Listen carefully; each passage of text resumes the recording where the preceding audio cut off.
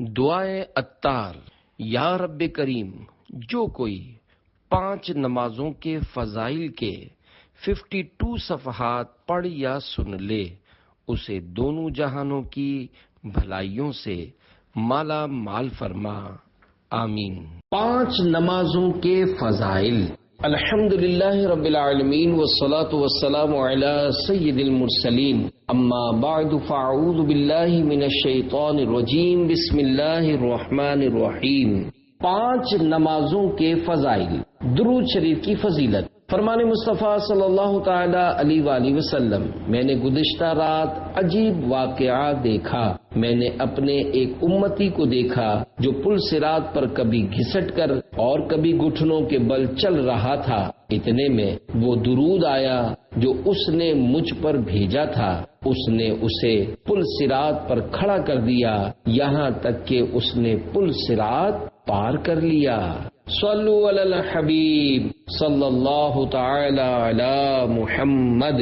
5 نمازوں میں فضیلت کی ترتیب۔ علامہ عبد الرؤف مناوی رحمت اللہ تعالی علیہ فرماتے ہیں، 5 نمازوں میں سب سے افضل نماز عصر ہے، پھر نماز فجر، پھر عشاء، پھر مغرب، پھر ظہر، اور 5 نمازوں کی جماعتوں میں افضل جماعت نماز جمعہ کی جماعت ہے، پھر فجر کی، پھر عشاء کی۔ جمعہ کی جماعت اس لیے افضل ہے کہ اس میں کچھ ایسی خصوصیات ہیں جو اسے دیگر نمازوں سے ممتاز کرتی ہیں، جبکہ فجر و عشاء کی جماعت اس لیے فضیلت والی ہے کہ ان میں مشقت یعنی محنت زیادہ ہے۔ نماز کی پابندی جنت میں لے جائے گی۔ اللہ کریم کے آخری نبی صلی اللہ تعالی علیہ وآلہ وسلم نے فرمایا، اللہ پاک ارشاد فرماتا ہے کہ میں نے تمہاری امت پر دن رات میں 5 نمازیں فرض کی ہیں، اور میں نے یہ عہد کیا ہے کہ جو ان نمازوں کی ان کے وقت کے ساتھ پابندی کرے گا میں اس کو جنت میں داخل فرماؤں گا، اور جو پابندی نہیں کرے گا تو اس کے لیے میرے پاس کوئی عہد نہیں۔ 5 نمازوں کے عظیم الشان فضائل۔ امام فقی ابو اللہ سمرقندی رحمت اللہ تعالی علیہ نے تابعی بزرگ حضرت کعب الاحبار رضی اللہ تعالی عنہ سے نقل کیا کہ انہوں نے فرمایا، میں نے توریت کے کسی مقام میں پڑھا، اللہ پاک فرماتا ہے، اے موسیٰ، فجر کی 2 رکعتیں احمد اور اس کی امت ادا کرے گی، جو انہیں پڑھے گا اس دن رات کے سارے گناہ اس کے بخش دوں گا اور وہ میرے ذمے میں ہوگا۔ اے موسیٰ، ظہر کی 4 رکعتیں احمد اور اس کی امت پڑھے گی، انہیں پہلی رکعت کے عوض یعنی بدلے بخش دوں گا، اور دوسری کے بدلے ان کی نیکیوں کا پلہ بھاری کر دوں گا، اور تیسری کے لیے فرشتے مؤکل یعنی مقرر کروں گا کہ تسبیح یعنی اللہ پاک کی پاکی بیان کریں گے اور ان کے لیے دعائے مغفرت کرتے رہیں گے، اور چوتھی کے بدلے ان کے لیے آسمان کے دروازے کشادہ کر یعنی کھول دوں گا، بڑی بڑی آنکھوں والی حوریں ان پر مشتاقانہ یعنی شوق بھری نظریں ڈالیں گی۔ اے موسیٰ، عصر کی 4 رکعتیں احمد اور ان کی امت ادا کرے گی تو ہفت یعنی 7 آسمانوں زمین میں کوئی فرشتہ باقی نہ بچے گا، سب ہی ان کی مغفرت چاہیں گے، اور ملائکہ یعنی فرشتے جس کی مغفرت چاہیں میں اسے ہرگز عذاب نہ دوں گا۔ اے موسیٰ، مغرب کی 3 رکعت ہیں، انہیں احمد اور اس کی امت پڑھے گی تو آسمان کے سارے دروازے ان کے لیے کھول دوں گا، جس حاجت کا سوال کریں گے اسے پورا ہی کر دوں گا۔ اے موسیٰ، شفق ڈوب جانے کے وقت، امام اعظم رحمت اللہ تعالی علیہ کے نزدیک شفق اس سفیدی کا نام ہے جو مغرب میں سرخی ڈوبنے کے بعد صبح صادق کی طرح پھیلی ہوئی رہتی ہے۔ اے موسیٰ، شفق ڈوب جانے کے وقت یعنی عشاء کی 4 رکعتیں ہیں، پڑھیں گے انہیں احمد اور ان کی امت، وہ دنیا و ما فیہا یعنی دنیا اور اس کی ہر چیز سے ان کے لیے بہتر ہیں، وہ انہیں گناہوں سے ایسا نکال دیں گی جیسے اپنی ماؤں کے پیٹ سے پیدا ہوئے۔ اے موسیٰ، وضو کریں گے احمد اور اس کی امت جیسا کہ میرا حکم ہے، میں انہیں عطا فرماؤں گا ہر قطرے کے عوض یعنی بدلے بدلے کہ پانی سے ٹپکے ایک جنت جس کا عرض یعنی پھیلاؤ آسمان و زمین کی چوڑائی کے برابر ہوگا۔ اے موسیٰ، ایک مہینے کے ہر سال روزے رکھیں گے احمد اور اس کی امت، اور وہ ماہ رمضان ہے۔ میں عطا فرماؤں گا اس کے ہر دن کے روزے کے عوض یعنی بدلے جنت میں ایک شہر اور عطا کروں گا، اس میں نفل کے بدلے فرض کا ثواب، اور اس میں لیلۃ القدر کروں گا۔ جو اس مہینے میں شرمساری و صدق یعنی شرمندگی و سچائی سے ایک بار استغفار یعنی توبہ کرے گا، اگر اسی شب یا اسی مہینے بھر میں مر گیا اسے 30 شہیدوں کا ثواب عطا فرماؤں گا۔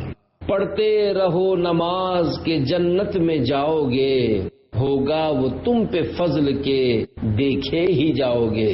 صلو علی الحبیب صلی اللہ تعالی علی محمد۔ فجر کی نماز کے فضائل۔ فجر کی نماز پڑھنے والا اللہ کے ذمے۔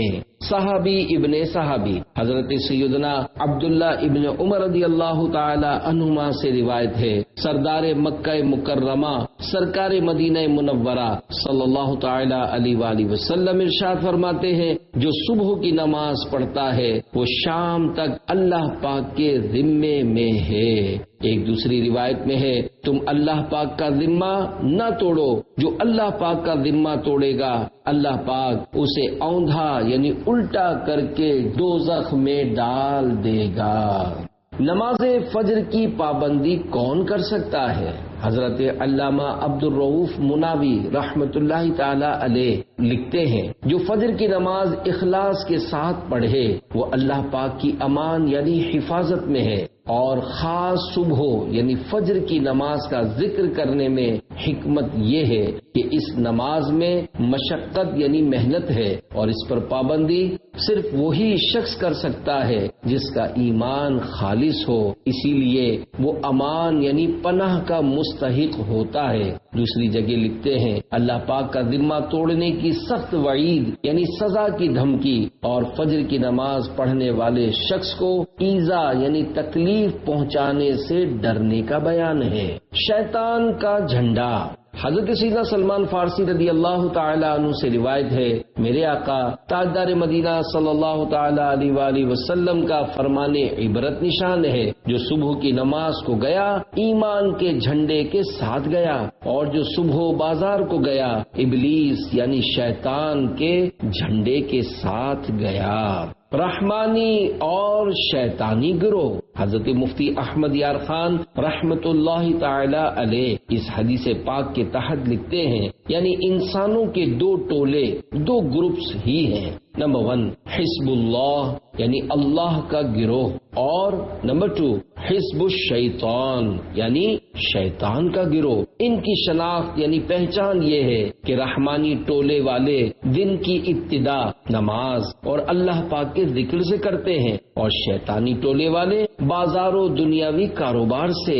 خیال رہے کہ دنیاوی کاروبار منع نہیں، مگر سویرے اٹھتے ہی نہ خدا کا نام نہ اس کی عبادت بلکہ ان یعنی دنیاوی کاموں میں لگ جانا، یہ شیطانی کام ہے۔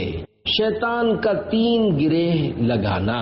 حضرت سیدنا ابو ہریرہ رضی اللہ تعالی عنہ سے روایت ہے کہ سرکار نامدار مدینے کے تاجدار صلی اللہ تعالی علیہ وآلہ وسلم نے ارشاد فرمایا، جب تم میں سے کوئی سوتا ہے تو شیطان اس کی گدی یعنی گردن کے پچھلے حصے میں 3 گرہ یعنی 3 گانٹھیں لگا دیتا ہے۔ ہر گرہ یعنی گانٹھ پر یہ بات دل میں بٹھاتا ہے کہ ابھی رات بہت ہے، سو جا۔ پس اگر وہ جاگ کر اللہ کا ذکر کرے تو ایک گرہ یعنی گانٹھ کھل جاتی ہے، اگر وضو کرے تو دوسری گرہ کھل جاتی ہے، اور نماز پڑھے تو تیسری گرہ بھی کھل جاتی ہے۔ پھر وہ خوش اور تر و تازہ ہو کر صبح کرتا ہے، ورنہ غمگین دل اور سستی کے ساتھ صبح کرتا ہے۔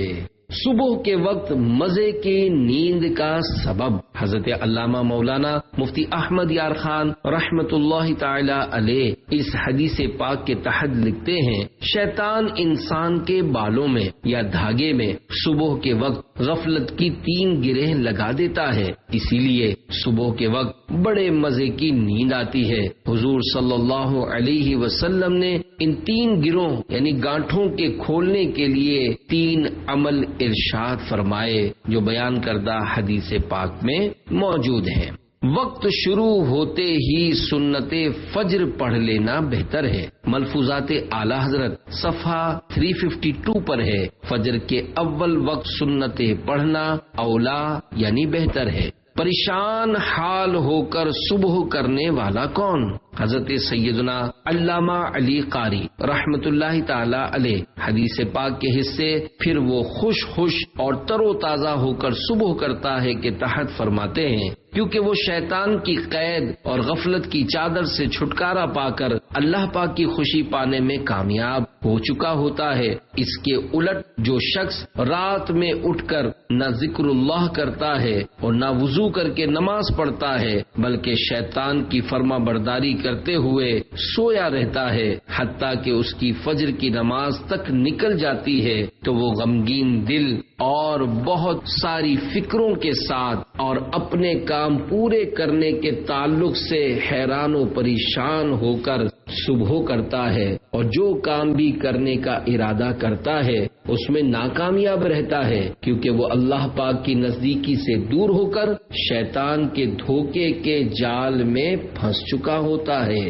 یا الہی فجر میں اٹھنے کا ہم کو شوق دے، سب نمازیں ہم جماعت سے پڑھیں وہ ذوق دے۔ شیطان نے کان میں پیشاب کر دیا ہے۔ حضرت سیدنا عبداللہ بن مسعود رضی اللہ تعالی عنہ بیان کرتے ہیں کہ بارگاہ رسالت میں ایک شخص کے متعلق ذکر کیا گیا کہ وہ صبح تک سوتا رہا اور نماز کے لیے نہ اٹھا، تو آپ صلی اللہ تعالی علیہ وآلہ وسلم نے ارشاد فرمایا اس شخص کے کان میں شیطان نے پیشاب کر دیا ہے۔ فجر کے لیے نہ جاگنا بڑی نحوست ہے۔ حکیم الامت حضرت مفتی احمد یار خان رحمت اللہ تعالی علیہ اس حدیث پاک کے حصے نماز کے لیے نہ اٹھنا کے تحت فرماتے ہیں، یعنی نماز تہجد کے لیے یا نماز فجر کے لیے نہ اٹھا۔ پہلے یعنی تہجد میں نہ اٹھنے والے معنی زیادہ مناسب ہیں، کیونکہ صحابہ کرام علیہم رضوان فجر ہرگز قضا نہ کرتے تھے، اور ممکن ہے یہ کسی منافق کا واقعہ ہو جو فجر میں نہ آتا تھا۔ معلوم ہوا کہ نماز فجر میں نہ جاگنا بڑی نحوست ہے، نیز کوتاہی کرنے والوں کی شکایت اصلاح کی غرض سے کرنا جائز ہے، غیبت نہیں۔ شیطان واقعی پیشاب کرتا ہے۔ حضرت علامہ محمد بن احمد انصاری قرطبی رحمت اللہ تعالی علیہ فرماتے ہیں یہ بات ثابت ہے کہ شیطان کھاتا پیتا اور نکاح کرتا ہے، تو اگر وہ پیشاب بھی کر لے تو اس میں کیا رکاوٹ ہے؟ شیطان کو بھگائے گی اے بھائیو نماز، فردوس میں بسائے گی اے بھائیو نماز۔ شیطان کا سرما وغیرہ قوت القلوب میں ہے۔ شیطان کے پاس سعوت یعنی ناک میں ڈالنے والی کوئی چیز، لعوق یعنی چاٹنے والی کوئی چیز، اور ضرور یعنی آنکھ میں ڈالنے والی کوئی چیز ہے۔ جب وہ بندے کی ناک میں سعوت ڈالتا ہے تو اس کے اخلاق برے ہو جاتے ہیں۔ جب لعوق چٹاتا ہے تو اس کی زبان برا بولنے والی ہو جاتی ہے، اور جب بندے کی آنکھ میں ضرور ڈالتا ہے تو رات بھر سویا رہتا ہے یہاں تک کہ صبح ہو جاتی ہے۔ فجر کا وقت ہو گیا اٹھو، اے غلامان مصطفیٰ اٹھو، صلو علی الحبیب صلی اللہ تعالی علی محمد۔ تہجد یا فجر کے لیے اٹھنے کا مدنی نسخہ۔ نماز تہجد یا فجر میں اٹھنے کے لیے سوتے وقت پارہ 16 سورۃ الکہف کی آخری 4 آیتیں پڑھ لیجئے۔ ان الذين آمنوا وعملوا الصالحات كانت لهم جنات الفردوس نزلا خالدين فيها لا يبغون عنها حولا۔ قل لو كان البحر مدادا لكلمات ربي لنفد البحر قبل أن تنفد كلمات ربي ولو جئنا بمثله مددا قل إنما أنا بشر مثلكم يوحى إلي أنما إلهكم إله واحد فمن كان يرجو لقاء ربه فليعمل عملا صالحا ولا يشرك بعبادة ربه أحدا۔ ترجمہ کنز الایمان۔ بے شک جو ایمان لائے اور اچھے کام کیے، فردوس کے باغ ان کی مہمانی ہے، وہ ہمیشہ ان میں رہیں گے، ان سے جگہ بدلنا نہ چاہیں گے۔ تم فرما دو اگر سمندر میرے رب کی باتوں کے لیے سیاہی ہو تو ضرور سمندر ختم ہو جائے گا اور میرے رب کی باتیں ختم نہ ہوں گی، اگرچہ ہم ویسا ہی اور اس کی مدد کو لے آئیں۔ تم فرماؤ ظاہر صورت بشری میں تو میں تم جیسا ہوں، مجھے وحی آتی ہے کہ تمہارا معبود ایک ہی معبود ہے، تو جسے اپنے رب سے ملنے کی امید ہو اسے چاہیے کہ نیک کام کرے اور اپنے رب کی بندگی میں کسی کو شریک نہ کرے، اور نیت کیجئے کہ مجھے اتنے بجے اٹھنا ہے۔ انشاءاللہ آیات مبارکہ کو پڑھنے کی برکت سے آنکھ کھل جائے گی۔ اگر شروع میں آنکھ نہ بھی کھلے تو مایوس نہ ہو، وظیفہ جاری رکھیے، انشاءاللہ آہستہ آہستہ ترکیب بن جائے گی۔ جاگنے کے لیے الارم سیٹ کیجئے۔ مقررہ وقت پر بیدار ہونے کا ایک طریقہ یہ بھی ہے کہ ایک بلکہ 3 گھڑیوں پر الارم لگا کر سوئیں، تاکہ کسی وجہ سے ایک بند ہو جائے تو 2 گھڑیاں جگانے کے لیے موجود رہیں۔ موبائل فون میں بھی الارم کی سہولت ہوتی ہے۔ اگر رات دیر سے سونے کی وجہ سے نماز فجر کے لیے آنکھ نہیں کھلتی اور نہ کوئی جگانے والا موجود ہے تو ضروری ہے کہ جلدی سوئیں، کہ فقہائے کرام رحمت اللہ علیہم فرماتے ہیں جب یہ اندیشہ ہو کہ صبح کی نماز جاتی رہے گی تو بلا ضرورت شرعیہ اسے رات دیر تک جاگنا ممنوع ہے۔ نیند میں کمی لانے کے طریقے۔ میرے آقا اعلی حضرت رحمت اللہ تعالی علیہ نماز ظہر کی جماعت سے قبل سونے والے کو مدنی پھول دیتے ہوئے ارشاد فرماتے ہیں، اچھا ٹھیک دوپہر کے وقت سو، مگر نہ اتنا کہ وقت جماعت آ جائے، تھوڑی سی دیر قیلولہ کافی ہے۔ اگر لمبی نیند سے خوف کرتا ہے تکیہ نہ رکھ، بچھونا نہ بچھا، کہ بے تکیہ اور بے بستر سونا بھی مسنون یعنی سنت ہے۔ سوتے وقت دل کو خیال جماعت سے خوب لگا ہوا رکھ کر فکر یعنی ٹینشن کی نیند غافل نہیں ہونے دیتی۔ کھانا جس قدر ہو سکے صبح سویرے کھا کہ سونے کے وقت تک کھانے کے سبب اٹھنے والی گرمی دور ہو جائے اور لمبی نیند کا سبب نہ بنے۔ سب سے بہتر علاج کم کھانا ہے۔ سوتے وقت اللہ پاک سے توفیق جماعت کی دعا اور اس پر سچا توکل یعنی بھروسہ رکھ۔ اللہ کریم جب تیری اچھی نیت اور سچا ارادہ دیکھے گا تو ضرور تیری مدد فرمائے گا۔ ایک جگہ فرماتے ہیں، پیٹ بھر کر رات کی عبادت کا شوق رکھنا۔ بانج یعنی جو عورت بچہ نہیں جنتی اس سے بچہ مانگنا ہے۔ جو بہت کھائے گا وہ بہت پیے گا، جو بہت پیے گا وہ بہت سوئے گا، جو بہت سوئے گا وہ آپ ہی یہ بھلائیاں اور برکتیں کھوئے گا۔ اللہ اللہ کے نبی سے فریاد ہے نفس کی بدی سے، شب بھر سونے ہی سے غرض تھی، تاروں نے 1000 دانت پیسے۔ صلو علی الحبیب صلی اللہ تعالی علی محمد۔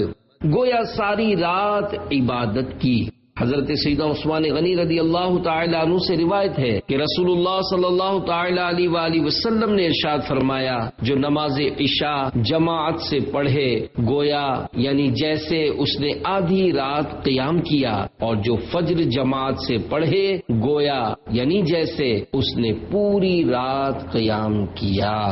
شرح حدیث، حضرت مفتی احمد یار خان رحمت اللہ تعالی علیہ اس حدیث پاک کے تحت فرماتے ہیں، اس کے دو مطلب ہو سکتے ہیں، ایک یہ کہ عشاء کی باجماعت نماز کا ثواب آدھی رات کی عبادت کے برابر ہے، اور فجر کی باجماعت نماز کا ثواب باقی آدھی رات کی عبادت کے برابر۔ تو جو یہ دونوں نمازیں جماعت سے پڑھ لے اسے ساری رات عبادت کا ثواب۔ دوسرے یہ کہ عشاء کی جماعت کا ثواب آدھی رات کے برابر ہے، اور فجر کی جماعت کا ثواب ساری رات عبادت کے برابر، کیونکہ یہ یعنی فجر کی جماعت عشاء کی جماعت سے زیادہ بھاری یعنی نفس پر بوجھ ہے۔ پہلے معنی زیادہ قوی یعنی زیادہ مضبوط ہے۔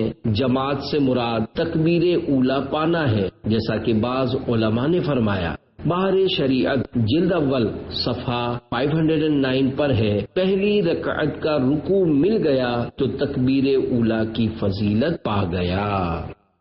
تذکرہ سیدنا عثمان غنی رضی اللہ تعالی عنہ۔ اے عاشقان صحابہ و اہل بیت، ابھی آپ نے جو حدیث پاک سنی اس کے راوی یعنی بیان کرنے والے جامع القرآن تیسرے خلیفہ حضرت سیدنا عثمان غنی رضی اللہ تعالی عنہ ہیں۔ حضرت سیدنا عثمان غنی رضی اللہ تعالی عنہ کی بھی کیا شان ہے، آپ کا ایک لقب ذو النورین یعنی دو نور والے بھی ہے، کیونکہ اللہ پاک کے پیارے نبی صلی اللہ تعالی علیہ وآلہ وسلم نے اپنی دو شہزادیاں یکے بعد دیگرے حضرت سیدنا عثمان غنی رضی اللہ تعالی عنہ کے نکاح میں دی تھیں، اور فرمایا اگر میری 10 بیٹیاں بھی ہوتی تو میں ایک کے بعد دوسری سے تمہارا نکاح کر دیتا، کیونکہ میں تم سے راضی ہوں۔ نور کی سرکار سے پایا دو شالہ نور کا، ہو مبارک تم کو ذو النورین جوڑا نور کا۔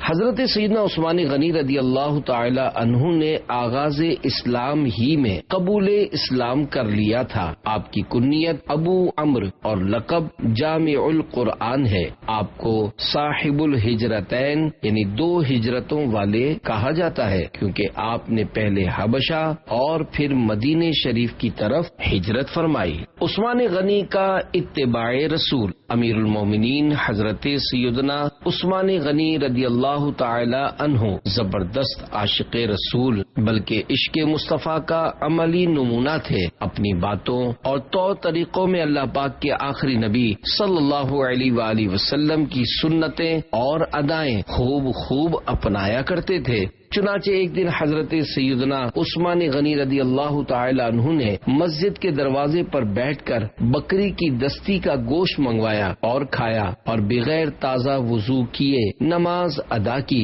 پھر فرمایا کہ رسول اللہ صلی اللہ علیہ وآلہ وسلم نے بھی اسی جگہ بیٹھ کر یہی کھایا تھا اور اسی طرح کیا تھا۔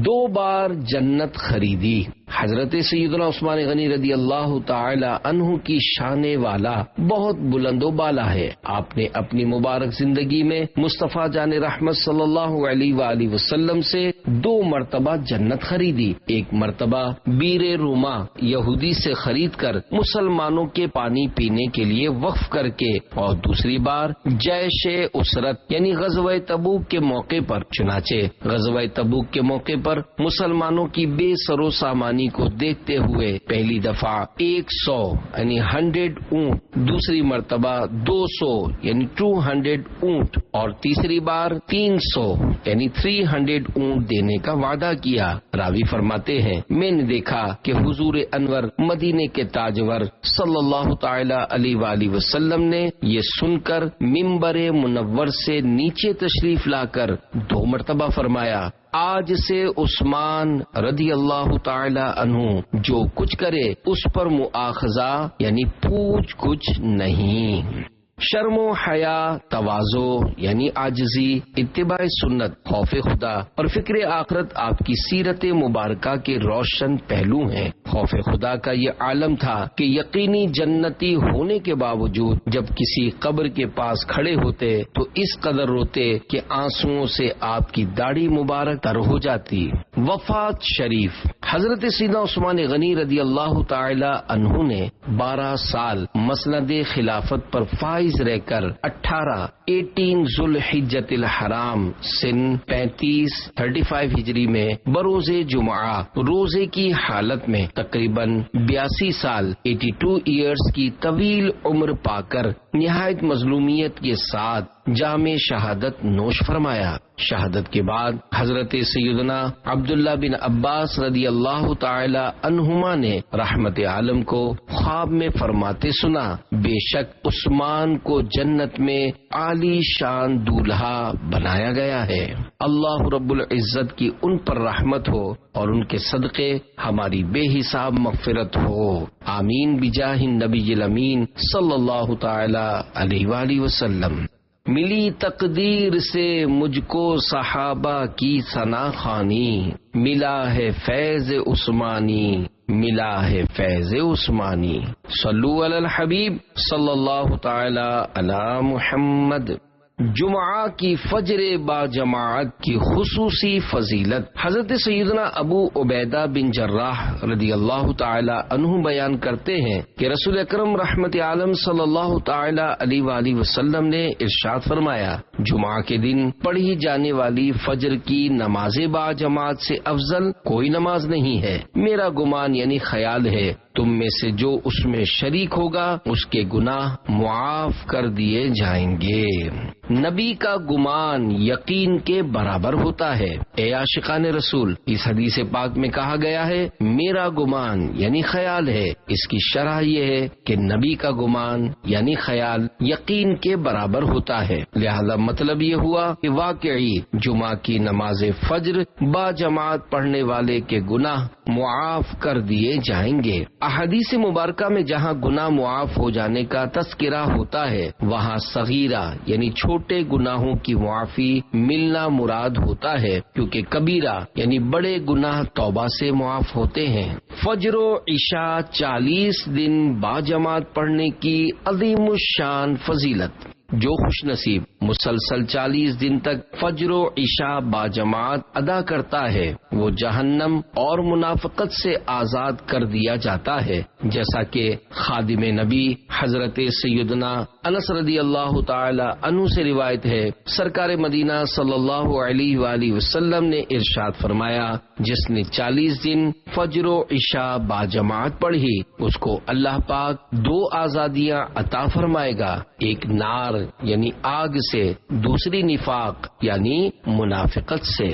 دوزخ سے آزادی، امیر المومنین حضرت سیدنا عمر فاروق اعظم رضی اللہ تعالی عنہ سے روایت ہے، سرکار دو عالم صلی اللہ تعالی علیہ وآلہ وسلم کا فرمان عالی شان ہے، جو 40 راتیں مسجد میں با جماعت نماز عشاء پڑھے کہ پہلی رکعت فوت نہ ہو، اللہ پاک اس کے لیے دوزخ سے آزادی لکھ دیتا ہے۔ رسائل کی برکت، پیارے پیارے اسلامی بھائیوں، باجماعت نماز کی ادائیگی کا ذہن بنانے، نماز کی خاطر میٹھی میٹھی نیند کو خاطر میں نہ لانے اور ہر حال میں رضائے الہی پانے کے لیے جد و جہد فرمانے کی سوچ بنانے کے لیے دعوت اسلامی کے مدنی ماحول میں رہنا نہایت مفید ہے۔ آئیے دعوت اسلامی کی ایک مدنی بہار سنتے ہیں۔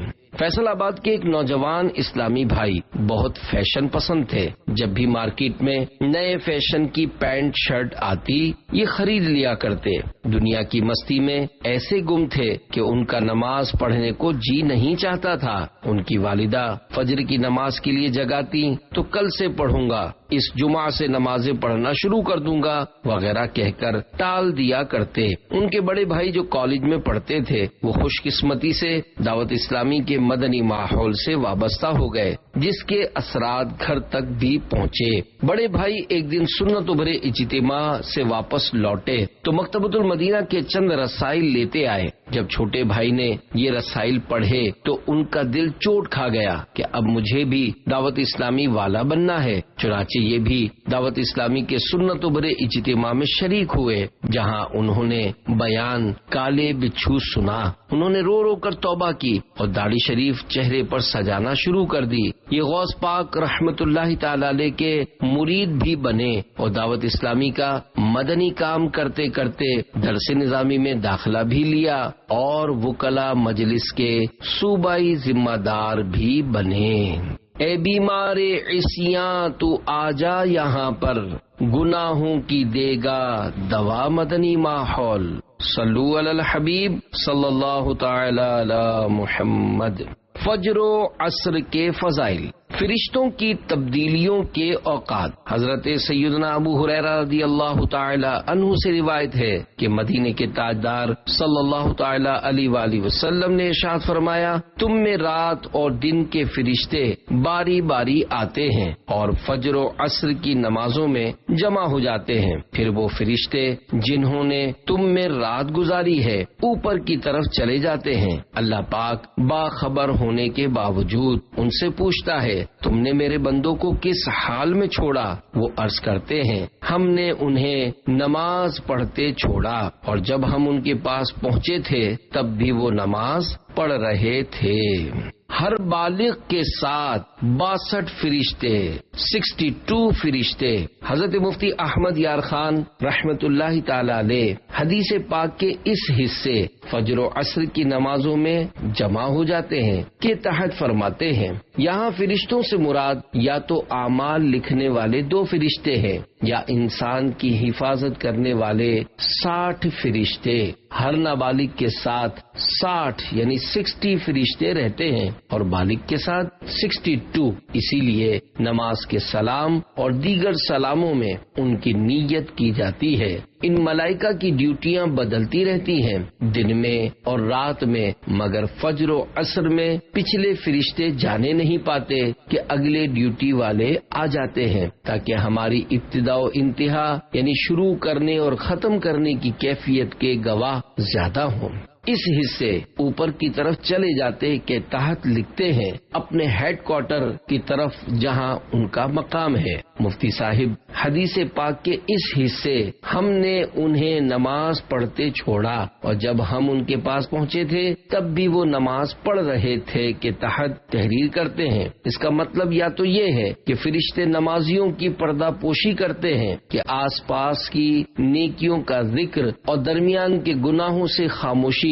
یا یہ مطلب کہ اے مولا جن بندوں کی ابتدا و انتہا یعنی شروعات اور ختم ہونے کی کیفیت ایسی ہو اس میں ہمیشہ برکت ہی رہتی ہے۔ فرشتوں والی حدیث کے عمدہ مدنی پھول۔ نماز ایک اعلی عبادت ہے کہ اس کے بارے میں سوال جواب ہوتا ہے۔ نماز فجر و عصر دیگر نمازوں کے مقابلے میں اعظم یعنی زیادہ عظمت والی ہیں۔ اس حدیث پاک میں ان دونوں اوقات کے شرف یعنی عظمت و بزرگی کی طرف اشارہ ہے، کیونکہ فجر کی نماز کے بعد رزق تقسیم ہوتا ہے، جبکہ دن کے آخری حصے یعنی عصر کے وقت میں اعمال اٹھائے جاتے ہیں۔ تو جو شخص ان دونوں وقتوں میں مصروف عبادت ہوتا ہے اس کے رزق و عمل میں برکت دی جاتی ہے۔ یہ امت تمام امتوں سے افضل ہے اور اس امت کے افضل ہونے سے اللہ پاک کے پیارے اور آخری نبی صلی اللہ تعالی علیہ وآلہ وسلم کا تمام انبیاء کرام علیہم السلام سے افضل ہونا لازم آتا ہے۔ فجر و عصر پڑھنے والا جہنم میں نہیں جائے گا۔ حضرت سیدنا عمارہ بن رویبہ رضی اللہ تعالی عنہ فرماتے ہیں کہ میں نے مصطفیٰ جان رحمت صلی اللہ علیہ وآلہ وسلم کو فرماتے سنا، جس نے سورج کے طلوع و غروب ہونے یعنی نکلنے اور ڈوبنے سے پہلے نماز ادا کی، یعنی جس نے فجر و عصر کی نماز پڑھی، وہ ہرگز جہنم میں داخل نہ ہوگا۔ فجر و عصر کی فضیلت کی حکمت۔ حضرت مفتی احمد یار خان رحمت اللہ تعالی علیہ اس حدیث پاک کے تحت لکھتے ہیں، اس کے دو مطلب ہو سکتے ہیں، ایک یہ کہ فجر و عصر کی پابندی کرنے والا دوزخ میں ہمیشہ رہنے کے لیے نہ جائے گا، اگر گیا تو عارضی یعنی وقتی طور پر۔ لہذا یہ حدیث اس حدیث کے خلاف نہیں کہ بعض لوگ قیامت میں نمازیں لے کر آئیں گے مگر ان کی نمازیں اہل حقوق یعنی جن کے حقوق پامال کیے ہوں گے ان کو دلوا دی جائیں گی۔ دوسرے یہ کہ فجر و عصر کی پابندی کرنے والوں کو انشاءاللہ باقی نمازوں کی بھی توفیق ملے گی اور سارے گناہوں سے بچنے کی بھی، کیونکہ یہی نمازیں نفس پر زیادہ بھاری ہیں۔ جب ان پر پابندی کر لی تو انشاءاللہ بقیہ نمازوں پر بھی پابندی کرے گا۔ لہذا اس حدیث پر یہ اعتراض نہیں کہ نجات کے لیے صرف یہ دو نمازیں ہی کافی ہیں، باقی کی ضرورت نہیں۔ خیال رہے کہ ان دو نمازوں میں دن رات کے فرشتے جمع ہوتے ہیں، نیز یہ دن کے کناروں کی نمازیں ہیں، نیز یہ دونوں نفس پر گرا یعنی بھاری ہیں کہ صبح سونے کا وقت ہے اور عصر کاروبار کے فروغ یعنی زور شور کا، لہذا ان نمازوں کا درجہ زیادہ ہے۔ آمنہ کے چاند نے آسمان کا چاند دیکھ کر فرمایا، حضرت سیدنا جریر بن عبداللہ رضی اللہ تعالی عنہ بیان کرتے ہیں، ہم حضور پاک صلی اللہ علیہ وآلہ وسلم کی بارگاہ میں حاضر تھے۔ آپ صلی اللہ تعالی علیہ وآلہ وسلم نے 14ویں رات کے چاند کی طرف دیکھ کر ارشاد فرمایا، ان قریب یعنی قیامت کے دن تم اپنے رب کو اس طرح دیکھو گے جس طرح اس چاند کو دیکھ رہے ہو، تو اگر تم لوگوں سے ہو سکے تو نماز فجر و عصر کبھی نہ چھوڑو۔ پھر حضرت سیدنا جریر بن عبداللہ رضی اللہ تعالی عنہ نے یہ آیت مبارکہ پڑھی، وَسَبِّحْ بِحَمْدِ رَبِّكَ قَبْلَ طُلُوعِ الشَّمْسِ وَقَبْلَ غُرُوبِهَا۔ ترجمہ کنز الایمان، اور اپنے رب کو سراہتے ہوئے اس کی پاکی بولو، سورج چمکنے سے پہلے اور اس کے ڈوبنے سے پہلے۔ عشق رسول میں ڈوبی ہوئی شرح۔ مفسر قرآن حضرت مفتی احمد یار خان رحمت اللہ تعالی علیہ حدیث پاک کے اس حصے آپ صلی اللہ تعالی علیہ وآلہ وسلم نے 14ویں رات کے چاند کی طرف دیکھا کے تحت فرماتے ہیں، یعنی خدا رحمان کے چاند نے آسمان کے چاند کو دیکھا، ڈوبنے والے گہنے یعنی کم رونق والے چاند کو اس چاند نے دیکھا جو نہ غروب ہو نہ گھنے یعنی جو نہ ڈوبے اور نہ جس کی روشنی میں کمی آئے۔ ظاہر کے چمکانے والے چاند کو اس چاند نے دیکھا جو دل و جان روح و ایمان کو چمکاتا ہے۔ رات میں چمکنے والے چاند کو اس چاند نے دیکھا جو ابد الآباد تک یعنی ہمیشہ ہر وقت دن رات چمکتا ہے اور چمکے گا۔ میں کیا کہوں، مجھے الفاظ نہیں ملتے۔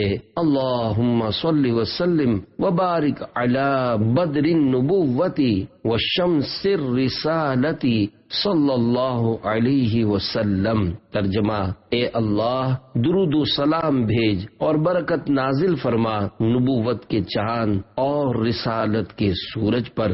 یوں کہہ لو کہ اس چاند کو جو سورج سے چمکتا ہے اس چاند نے دیکھا جو سورج کو چمکاتا ہے، جو دلوں پر دن نکالتا ہے۔ آسمان کا چاند بھی خوش نصیب ہے جسے محبوب و آلہ وسلم نے دیکھا۔ یہ چاند جسے آج ہم بھی دیکھتے ہیں وہ ہی ہے جس پر حضور صلی اللہ علیہ وآلہ وسلم کی نگاہیں پڑی ہیں۔ یہ حدیث عامۃ المسلمین یعنی عام مسلمانوں کی دلیل ہے کہ مومن رب پاک کو محشر میں بھی آنکھوں سے دیکھیں گے اور جنت میں بھی دیکھا کریں گے۔ خیال رہے کہ جنت کی ساری نعمتیں نیک اعمال کا عوض یعنی بدلہ ہوں گی، خواہ اپنے مال کا خواہ اپنے اعمال کا خواہ اس کے اعمال کا جس کے طفیل جنت میں گیا، مگر دیدار الہی کسی عمل کا عوض یعنی بدلہ نہ ہوگا، خالص عطائے ذوالجلال یعنی اللہ پاک کی خاص عنایت ہوگی۔ ان دو نمازوں پر پابندی اس دیدار کی لیاقت و قابلیت پیدا کرے گی، یعنی فجر و عصر کی پابندی۔ دنیا میں نماز ایسے پڑھو کہ گویا یعنی جیسے تم خدا کو دیکھ رہے ہو، کیونکہ یہاں حجاب یعنی پردہ ہے، وہاں حجاب یعنی پردہ اٹھ جائے گا، گویا ختم ہو جائے گا، اسے دیکھ کر اس سے کلام کرو گے۔ حدیث پاک میں موجود آیت کریمہ کے تحت فرماتے ہیں، اس فرمان عالی سے معلوم ہوا کہ اس آیت میں تسبیح و تحمید یعنی اللہ پاک کی پاکی اور تعریف بیان کرنے سے مراد نماز ہے، کیونکہ فجر و عصر کی نماز میں رات اور دن کے محافظ فرشتے جمع ہو جاتے ہیں، نیز فجر کی نماز سونے کی غفلت کا وقت ہے اور نماز عصر کاروبار سیر و تفریح کی غفلت کا وقت۔ ان وجوہ یعنی ریزن سے ان نمازوں کی تاکید زیادہ ہے۔ رب پاک فرماتا ہے، ان قرآن الفجر کان مشہودا، ترجمہ کنز الایمان، بے شک صبح کے قرآن یعنی نماز میں فرشتے حاضر ہوتے ہیں۔ نماز عصر کے متعلق فرماتا ہے، حافظوا علی الصلوات والصلاة الوسطی، ترجمہ کنز الایمان، نگہبانی کرو سب نمازوں اور بیچ کی نماز کی۔ تیرا دل کو جلوے ماہ عرب درکار ہے، 14ویں کے چاند تیری چاندنی اچھی نہیں۔ الفاظ و معنی، تیرا دل اندھیرے میں ڈوبا ہوا دل، ماہ عرب عرب کا چاند، مراد پیارے آقا صلی اللہ تعالی علیہ وآلہ وسلم۔ صلو علی الحبیب صلی اللہ تعالی علی محمد۔ پروردگار کا 100 بار دیدار۔ حضرت علامہ مولانا مفتی محمد امجد علی اعظمی رحمت اللہ تعالی علیہ ارشاد فرماتے ہیں، دنیا کی زندگی میں جاگتے میں اللہ پاک کا دیدار نبی صلی اللہ علیہ وآلہ وسلم کے لیے خاص ہے، اور آخرت میں ہر سنی مسلمان کے لیے ممکن بلکہ واقع رہا قلبی یعنی دل میں دیدار یا خواب میں، یہ دیگر انبیاء علیہ السلام بلکہ اولیاء کے لیے بھی حاصل ہے۔ ہمارے امام اعظم ابو حنیفہ رضی اللہ تعالی عنہ کو خواب میں 100 بار زیارت ہوئی۔ مزید فرماتے ہیں، اس یعنی اللہ پاک کا دیدار بلا کیف ہے، یعنی دیکھیں گے اور مگر یہ نہیں کہہ سکتے کہ کیسے دیکھیں گے۔ جس چیز کو دیکھتے ہیں اس سے کچھ فاصلہ مسافت یعنی ڈسٹینس کا ہوتا ہے، نزدیک یا دور، وہ دیکھنے والے سے کسی جہت یعنی سمت ڈائریکشن میں ہوتی ہے، اوپر یا نیچے، داہنے رائٹ یا بائیں لیفٹ، آگے یا پیچھے۔ اس یعنی رب کریم کا دیکھنا ان سب باتوں سے پاک ہوگا۔ پھر رہا یہ کہ کیوں کر ہوگا، یہی تو کہا جاتا ہے کہ کیوں کر کو یہاں دخل نہیں، انشاءاللہ جب دیکھیں گے اس وقت بتا دیں گے۔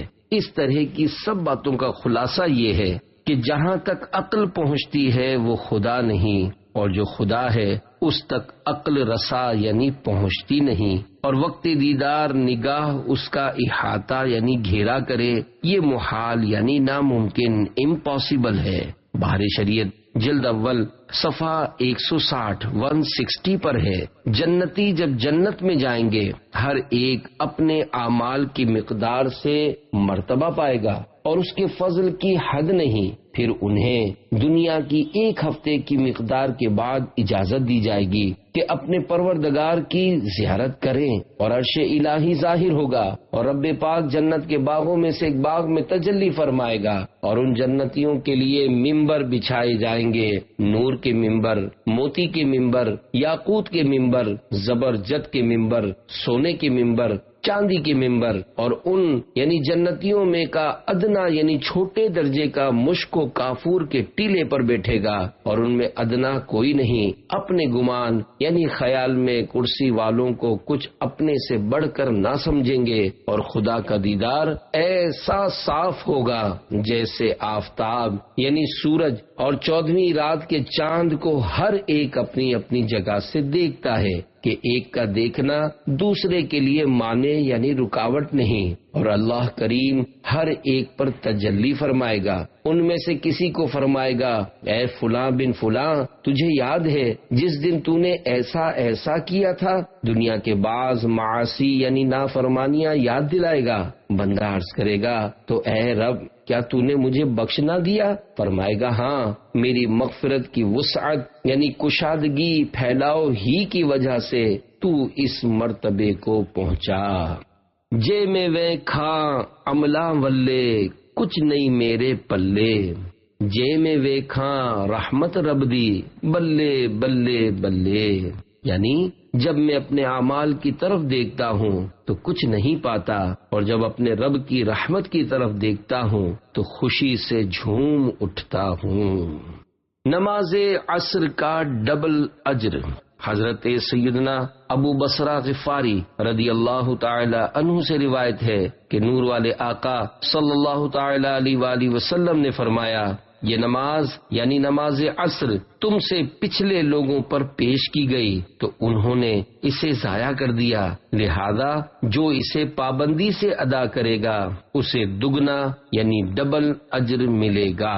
حضرت مفتی احمد یار خان رحمت اللہ تعالی علیہ اس حدیث پاک کے تحت لکھتے ہیں، یعنی پچھلی امتوں پر بھی نماز عصر فرض تھی مگر وہ اسے چھوڑ بیٹھے اور عذاب کے مستحق ہوئے، تم ان سے عبرت پکڑنا۔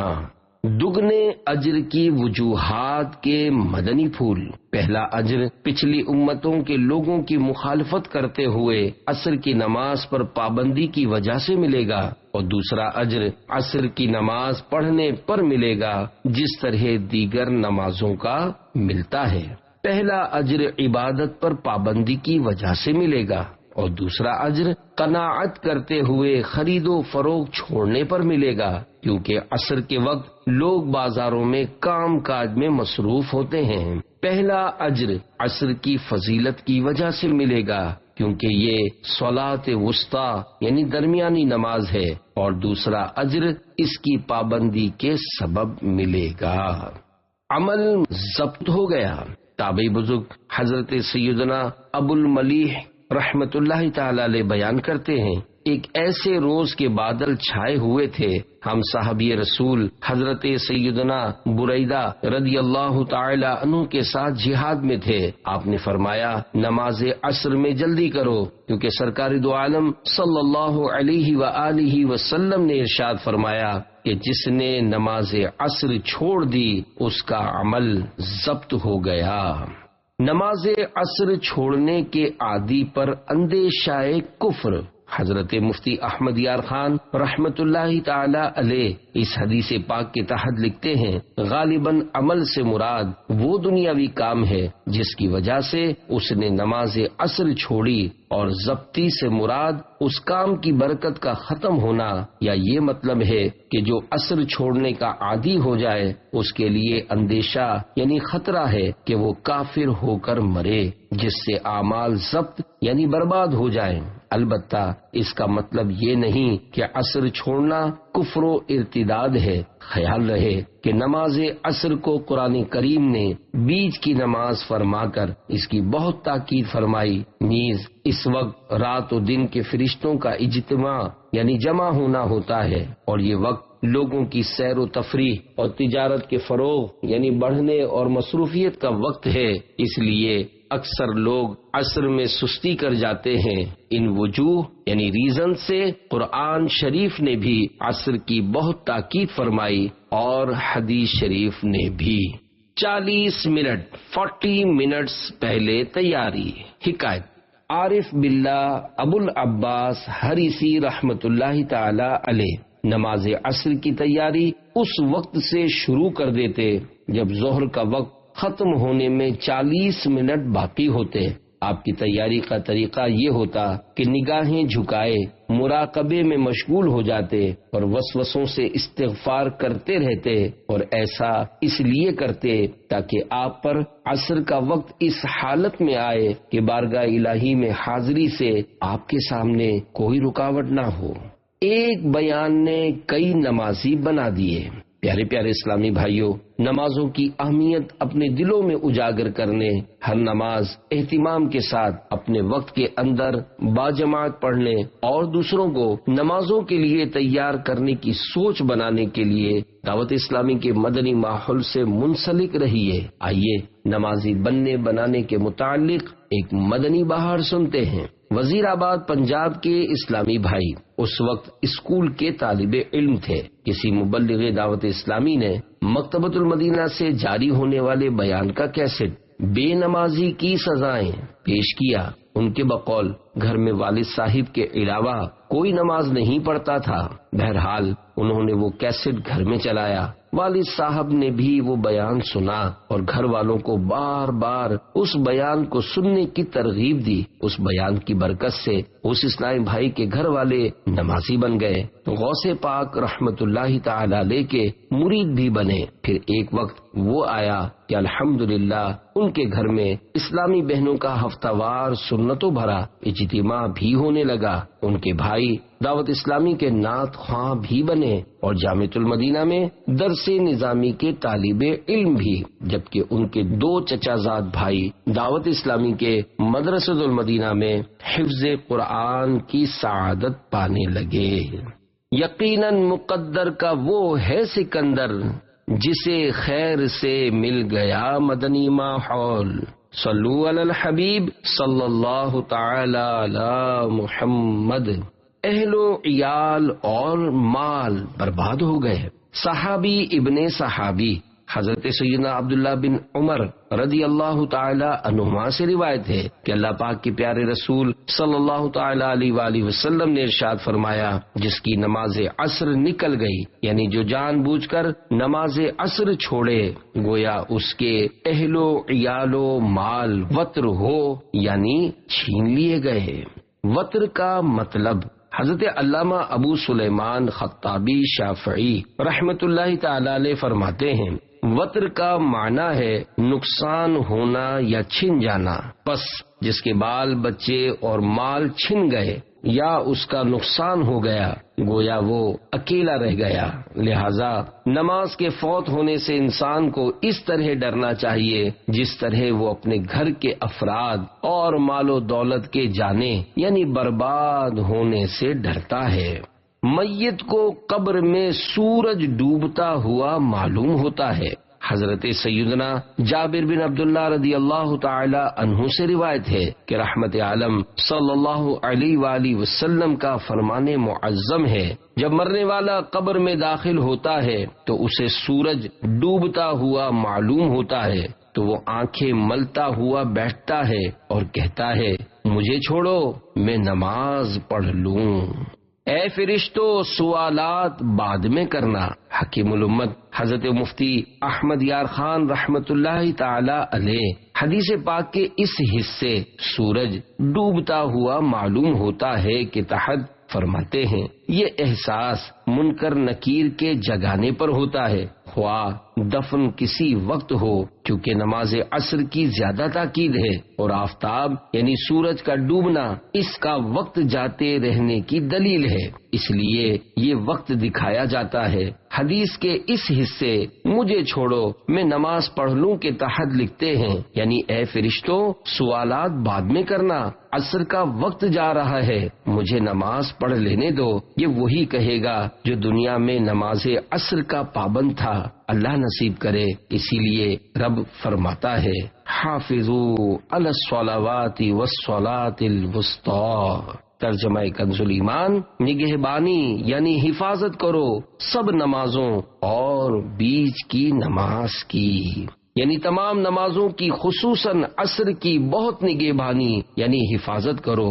صوفیہ فرماتے ہیں، جیسے جیو گے ویسے ہی مرو گے اور جیسے مرو گے ویسے ہی اٹھو گے۔ خیال رہے کہ مومن کو اس وقت ایسا معلوم ہوگا جیسے میں سو کر اٹھا ہوں، نزا وغیرہ سب بھول جائے گا۔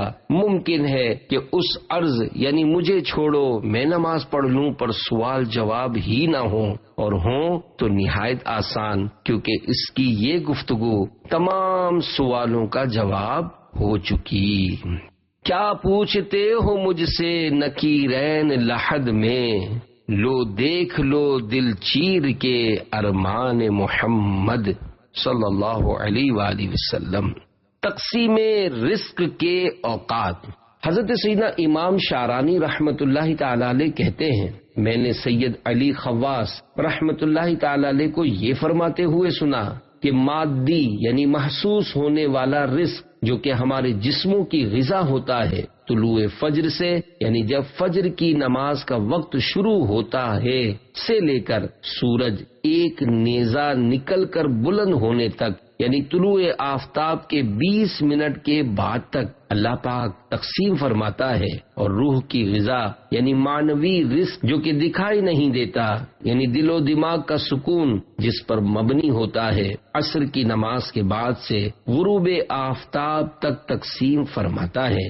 روایت کا مقصد یہ ہے کہ ان اوقات کو غفلت میں نہ گزارو بلکہ ذکر و عبادت میں بسر کرو۔ منافقت کی ایک علامت۔ خادم نبی حضرت سیدنا انس بن مالک رضی اللہ تعالی عنہ بیان کرتے ہیں، میں نے سرور کائنات صلی اللہ علیہ وآلہ وسلم کو فرماتے سنا کہ یہ منافق کی نماز ہے کہ بیٹھا ہوا سورج کا انتظار کرتا رہے حتیٰ کہ جب سورج شیطان کے 2 سینگوں کے بیچ آ جائے یعنی غروب ہونے کے قریب ہو جائے تو کھڑا ہو کر 4 چونچے مارے کہ ان میں اللہ کا تھوڑا ہی ذکر کرے۔ اس حدیث سے 3 مسئلے معلوم ہوئے۔ مفسر قرآن حضرت مفتی احمد یار خان رحمت اللہ تعالی علیہ اس حدیث پاک کی شرح میں لکھتے ہیں، اس حدیث سے 3 مسئلے معلوم ہوئے۔ ایک یہ کہ دنیاوی کاروبار میں پھنس کر نماز عصر دیر سے یعنی مکروہ وقت میں پڑھنا منافقوں کی علامت یعنی نشانی ہے۔ دوسرے یہ کہ غروب سے 20 منٹ پہلے کراہت کا یعنی مکروہ تحریمی وقت ہے، وقت مستحب میں عصر پڑھنا چاہیے۔ تیسرے یہ کہ رکوع و سجدہ بہت اطمینان سے کرنا چاہیے۔ حضور صلی اللہ علیہ وآلہ وسلم نے جلد بازی نمازی کے سجدے کو مرغ کے چونچ مارنے سے تشبیہ دی جو وہ دانہ چگتے وقت زمین پر جلدی جلدی مارتا ہے۔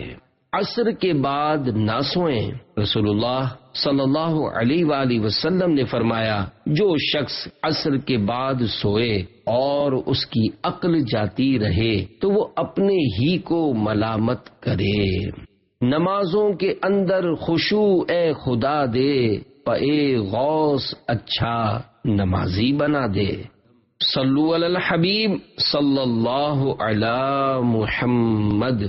سنت کے 3 حروف کی نسبت سے سنت عصر کے متعلق 3 فرامین مصطفیٰ صلی اللہ علیہ وآلہ وسلم۔ نمبر 1، اللہ پاک اس شخص پر رحم کرے جس نے عصر سے پہلے 4 رکعتیں پڑھیں۔ نمبر 2، جو عصر سے پہلے 4 رکعتیں پڑھے اللہ پاک اس کے بدن کو آگ پر حرام فرما دے گا۔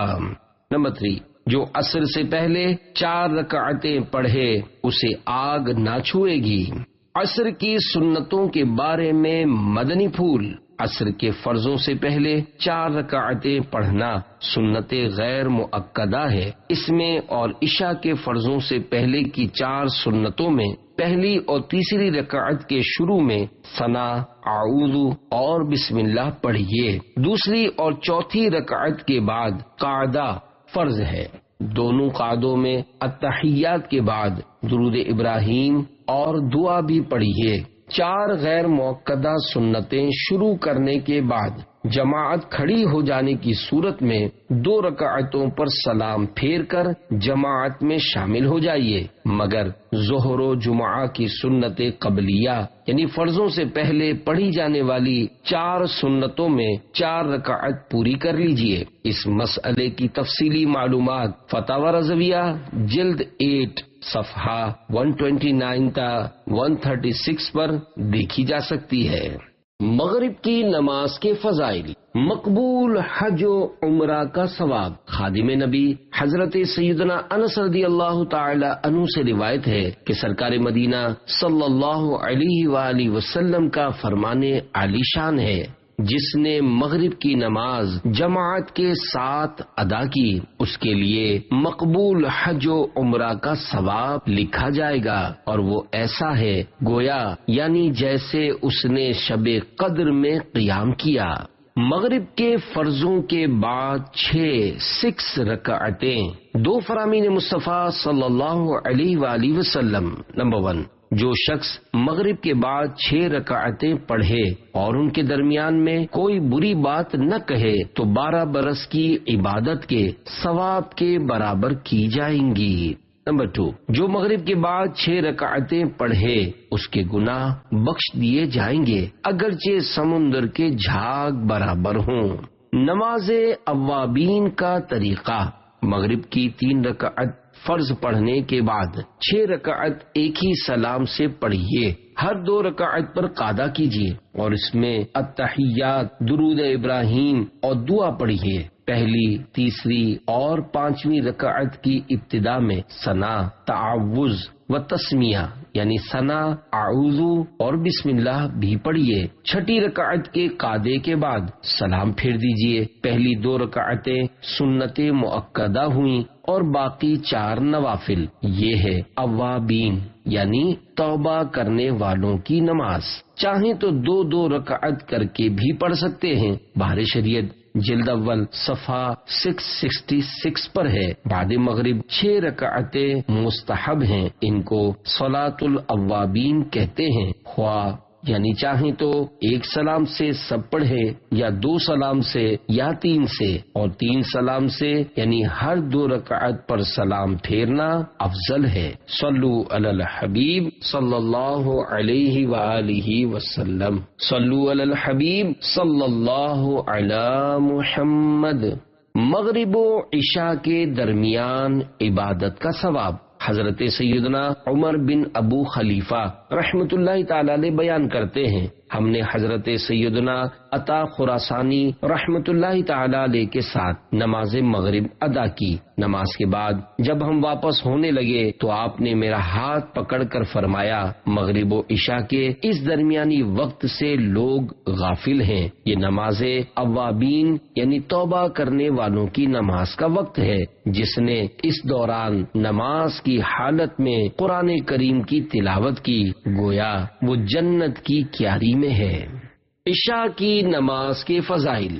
منافقوں پر نماز فجر و عشاء بھاری ہے۔ حضرت سیدنا ابو ہریرہ رضی اللہ تعالی عنہ سے روایت ہے، تاجدار مدینہ صلی اللہ علیہ وآلہ وسلم کا فرمان عبرت نشان ہے، سب نمازوں میں زیادہ گراں یعنی بوجھ والی منافقوں پر نماز عشاء و فجر ہے، اور جو ان میں فضیلت ہے اگر جانتے تو ضرور حاضر ہوتے، اگرچہ سرین یعنی بیٹھنے میں بدن کا جو حصہ زمین پر لگتا ہے اس کے بل گھسٹتے ہوئے یعنی جیسے بھی ممکن ہوتا آتے۔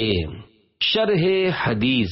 حضرت مفتی احمد یار خان رحمت اللہ تعالی علیہ اس حدیث پاک کی شرح میں لکھتے ہیں، کیونکہ منافق صرف دکھلاوے کے لیے نماز پڑھتے ہیں اور وقتوں میں تو خیر جیسے تیسے پڑھ لیتے ہیں، مگر عشاء کے وقت نیند کا غلبہ، فجر کے وقت نیند کی لذت انہیں مست کر دیتی ہے۔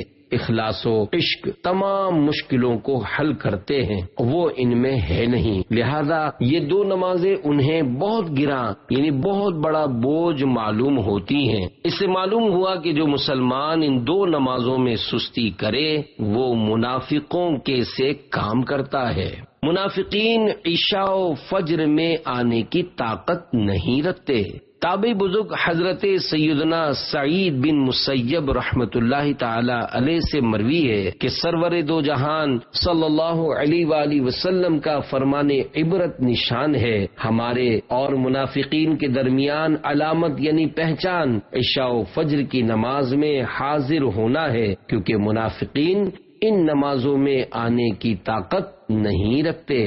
حدیث میں کون سے منافق مراد ہیں؟ حضرت علامہ عبد الرؤف مناوی رحمت اللہ تعالی علیہ لکھتے ہیں، اس حدیث میں بیان کردہ منافق سے مراد دور رسالت کے بدترین کفار نہیں جو خود کو جھوٹ موٹ مسلمان ظاہر کرتے تھے مگر دل سے کافر تھے، بلکہ یہاں مراد منافق عملی ہے جو کہ حقیقت میں مسلمان ہے۔ حدیث کے اس حصے منافقین ان نمازوں میں آنے کی طاقت نہیں رکھتے سے مراد ہے ہم ان نمازوں کو چستی کے ساتھ اور خوشی خوشی ادا کرتے ہیں۔ ہمیں ان دونوں نمازوں کو با جماعت ادا کرنے کے لیے مسجد آنے میں کوئی مشقت نہیں ہوتی، جبکہ منافقین پر یہ نمازیں بھاری ہیں، اس لیے وہ انہیں بشاشت یعنی خوشی اور چستی کے ساتھ ادا کرنے کی طاقت نہیں رکھتے۔ آگے چل کر فرماتے ہیں واضح رہے کہ منافق عملی عبادت قائم کرنے کے لیے نہیں بلکہ عادت کی وجہ سے نماز پڑھتا ہے، اور چونکہ اس کا نفس نماز پڑھنے کو ناپسند کرتا ہے اس لیے وہ سب کے ساتھ نہیں بلکہ اپنے گھر میں تنہا نماز پڑھتا ہے۔ آگے مزید تحریر کرتے ہیں بعض عارفین یعنی اللہ پاک کی پہچان رکھنے والوں کا قول ہے نماز فجر با جماعت پابندی سے پڑھنے سے دنیا کے مشکل کام آسان ہو جاتے ہیں۔ نماز عصر و عشاء میں جماعت کی پابندی سے زہد پیدا ہوتا یعنی دنیا سے بے رغبتی نصیب ہوتی ہے، خواہشات کی پیروی سے نفس باز رہتا ہے۔ نماز عشاء سے پہلے سونا، حضور اکرم صلی اللہ علیہ وآلہ وسلم فرماتے ہیں جو نماز عشاء سے پہلے سوئے اللہ پاک اس کی آنکھ کو نہ سلائے۔ امیر المومنین حضرت عمر فاروق اعظم رضی اللہ تعالی عنہ نے اپنے حکام کو ایک فرمان لکھا جس میں یہ بھی ہے کہ جو عشاء سے پہلے سو جائے خدا کرے اس کی آنکھیں نہ سوئیں، جو سو جائے اس کی آنکھیں نہ سوئیں، جو سو جائے اس کی آنکھیں نہ سوئیں۔ سیدنا فاروق اعظم رضی اللہ تعالی عنہ کے فرمان کے متعلق مفتی احمد یار خان رحمت اللہ تعالی علیہ لکھتے ہیں جناب فاروق اعظم رضی اللہ تعالی عنہ کی یہ دعائے ضرر اظہار غضب یعنی ناراضی ظاہر کرنے کے لیے ہے۔ خیال رہے کہ نماز عشاء سے پہلے سو جانا اور عشاء کے بعد بلا ضرورت جاگتے رہنا یہ دونوں ہی کام سنت کے خلاف اور نبی صلی اللہ علیہ وآلہ وسلم کو ناپسند ہے، لیکن نماز سے پہلے سو کر نماز ہی نہ پڑھنا اور ایسے ہی عشاء کے بعد جاگ کر فجر قضا کر دینا حرام ہے، کیونکہ حرام کا ذریعہ بھی حرام ہوتا ہے۔ عشاء سے قبل سونا مکروہ ہے، بار شریعت میں ہے دن کے ابتدائی حصے میں سونا یا مغرب و عشاء کے درمیان میں سونا مکروہ ہے۔ عشاء کے بعد گفتگو کرنے کی 3 صورتیں۔ نمبر 1 علمی گفتگو، کسی سے مسئلہ پوچھنا یا اس کا جواب دینا یا اس کی تحقیق و تفتیش کرنا، اس قسم کی گفتگو سونے سے افضل ہے۔ نمبر 2 جھوٹے قصے کہانی کہنا، مسخرہ پن اور ہنسی مذاق کی باتیں کرنا یہ مکروہ ہے۔ نمبر 3 مؤانست کی بات چیت کرنا، جیسے میاں بیوی میں یا مہمان سے اس کے انس کے لیے کلام کرنا یہ جائز ہے۔ اس قسم کی باتیں کرے تو آخر میں ذکر الہی میں مشغول ہو جائے اور تسبیح و استغفار پر کلام کا خاتمہ ہونا چاہیے۔ نمازوں کے ناموں کی وجہ۔ فجر کا معنی صبح ہے، چونکہ فجر کی نماز صبح کے وقت پڑھی جاتی ہے اس لیے اس نماز کو فجر کی نماز کہا جاتا ہے۔ ظہر کا ایک معنی ہے ظہیرہ یعنی دوپہر، چونکہ یہ نماز دوپہر کے وقت پڑھی جاتی ہے اس لیے اسے ظہر کی نماز کہا جاتا ہے۔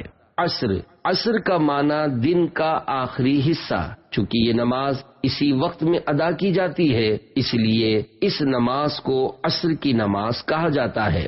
مغرب کا معنی سورج غروب ہونے کا وقت ہے، چونکہ مغرب کی نماز سورج کے غروب ہونے کے بعد ادا کی جاتی ہے، اس لیے اس نماز کو مغرب کی نماز کہا جاتا ہے۔ عشاء کے لغوی معنی رات کی ابتدائی تاریکی کے ہیں، چونکہ یہ نماز اندھیرا ہو جانے کے بعد ادا کی جاتی ہے، اس لیے اس نماز کو عشاء کی نماز کہا جاتا ہے۔ تو پانچوں نمازوں کا پابند کر دے، پے مصطفیٰ ہم کو جنت میں گھر دے، صلو علی الحبیب صلی اللہ علی محمد۔ جمعہ کے فضائل، جمعہ کو درود شریف پڑھنے کی فضیلت۔ سرکار دو جہاں صلی اللہ علیہ وآلہ وسلم کا فرمان برکت نشان ہے، جس نے مجھ پر روز جمعہ 200 بار درود پاک پڑھا، اس کے 200 سال کے گناہ معاف ہوں گے۔ صلو علی الحبیب صلی اللہ علی محمد۔ اے عاشقان رسول، ہم کتنے خوش نصیب ہیں کہ اللہ پاک نے اپنے پیارے حبیب صلی اللہ علیہ وآلہ وسلم کے صدقے ہمیں جمعۃ المبارک کی نعمت سے سرفراز فرمایا۔ افسوس ہم ناقدرے جمعہ شریف کو بھی عام دنوں کی طرح غفلت میں گزار دیتے ہیں، حالانکہ جمعہ یوم عید ہے، جمعہ سید الایام یعنی سب دنوں کا سردار ہے۔ جمعہ کے روز جہنم کی آگ نہیں سلگائی جاتی، جمعہ کی رات دوزخ کے دروازے نہیں کھلتے، جمعہ کو بروز قیامت دلہن کی طرح اٹھایا جائے گا، جمعہ کے روز مرنے والا خوش نصیب مسلمان شہید کا رتبہ پاتا اور عذاب قبر سے محفوظ ہو جاتا ہے۔ حضرت مفتی احمد یار خان رحمت اللہ تعالی علیہ کے فرمان کے مطابق جمعہ کو حج ہو تو اس کا ثواب 70 یعنی 70 حج کے برابر ہے۔ جمعہ کی ایک نیکی کا ثواب 70 یعنی 70 گنا ہے، چونکہ جمعہ کا شرف بہت زیادہ ہے، لہذا جمعہ کے روز گناہ کا عذاب بھی 70 یعنی 70 گنا ہے۔ جمعۃ المبارک کے فضائل کے تو کیا کہنے، اللہ کریم نے جمعہ کے متعلق ایک پوری سورت الجمعہ نازل فرمائی ہے، جو کہ قرآن کریم کے 28ویں پارے میں جگمگا رہی ہے۔ اللہ رب العزت سورت الجمعہ کی آیت نمبر 9 میں ارشاد فرماتا ہے، یا ایھا الذین آمنوا اذا نودی للصلاة من یوم الجمعة فاسعوا الى ذکر اللہ وذروا البیع ذالکم خیر لکم ان کنتم تعلمون۔ ترجمہ کنز ایمان، اے ایمان والو، جب نماز کی اذان ہو جمعہ کے دن تو اللہ کے ذکر کی طرف دوڑو اور خرید و فروخت چھوڑ دو، یہ تمہارے لیے بہتر ہے اگر تم جانو۔ آقا صلی اللہ علیہ وآلہ وسلم نے پہلا جمعہ کب ادا فرمایا؟ صدر الافاضل حضرت علامہ مولانا سید محمد نعیم الدین مراد آبادی رحمت اللہ تعالی علیہ فرماتے ہیں، حضور علیہ السلام جب ہجرت کر کے مدینہ طیبہ تشریف لائے تو 12 ربیع الاول 622 سنہ عیسوی روز دوشنبہ یعنی پیر شریف کو چاشت کے وقت مقام قباء میں اقامت فرمائی یعنی ٹھہرے۔ دوشنبہ یعنی پیر شریف، سہ شنبہ یعنی منگل، چہار شنبہ یعنی بدھ، پنج شنبہ یعنی جمعرات یہاں قیام فرمایا اور مسجد کی بنیاد رکھی۔ روز جمعہ مدینہ طیبہ کا عزم یعنی سفر فرمایا۔ نبی بنی سالم ابن عوف کے بطن وادی میں جمعہ کا وقت آیا، اس جگہ کو لوگوں نے مسجد بنایا۔ سید عالم صلی اللہ علیہ وآلہ وسلم نے وہاں جمعہ ادا فرمایا اور خطبہ فرمایا۔ الحمدللہ آج بھی اس جگہ پر شاندار مسجد جمعہ قائم ہے اور زائرین حصول برکت کے لیے اس کی زیارت کرتے اور وہاں نوافل ادا کرتے ہیں۔ جمعہ کے معنی، حکیم الامت حضرت مفتی احمد یار خان رحمت اللہ تعالی علیہ فرماتے ہیں، حضرت آدم علیہ السلام کی مٹی اسی دن جمع ہوئی، نیز اس دن میں لوگ جمع ہو کر نماز جمعہ ادا کرتے ہیں۔ ان وجوہ یعنی ریزن سے اسے جمعہ کہتے ہیں۔ اسلام سے پہلے اہل عرب اسے عروبہ کہتے تھے۔ سرکار صلی اللہ علیہ وآلہ وسلم نے تقریباً 500 جمعے پڑھے۔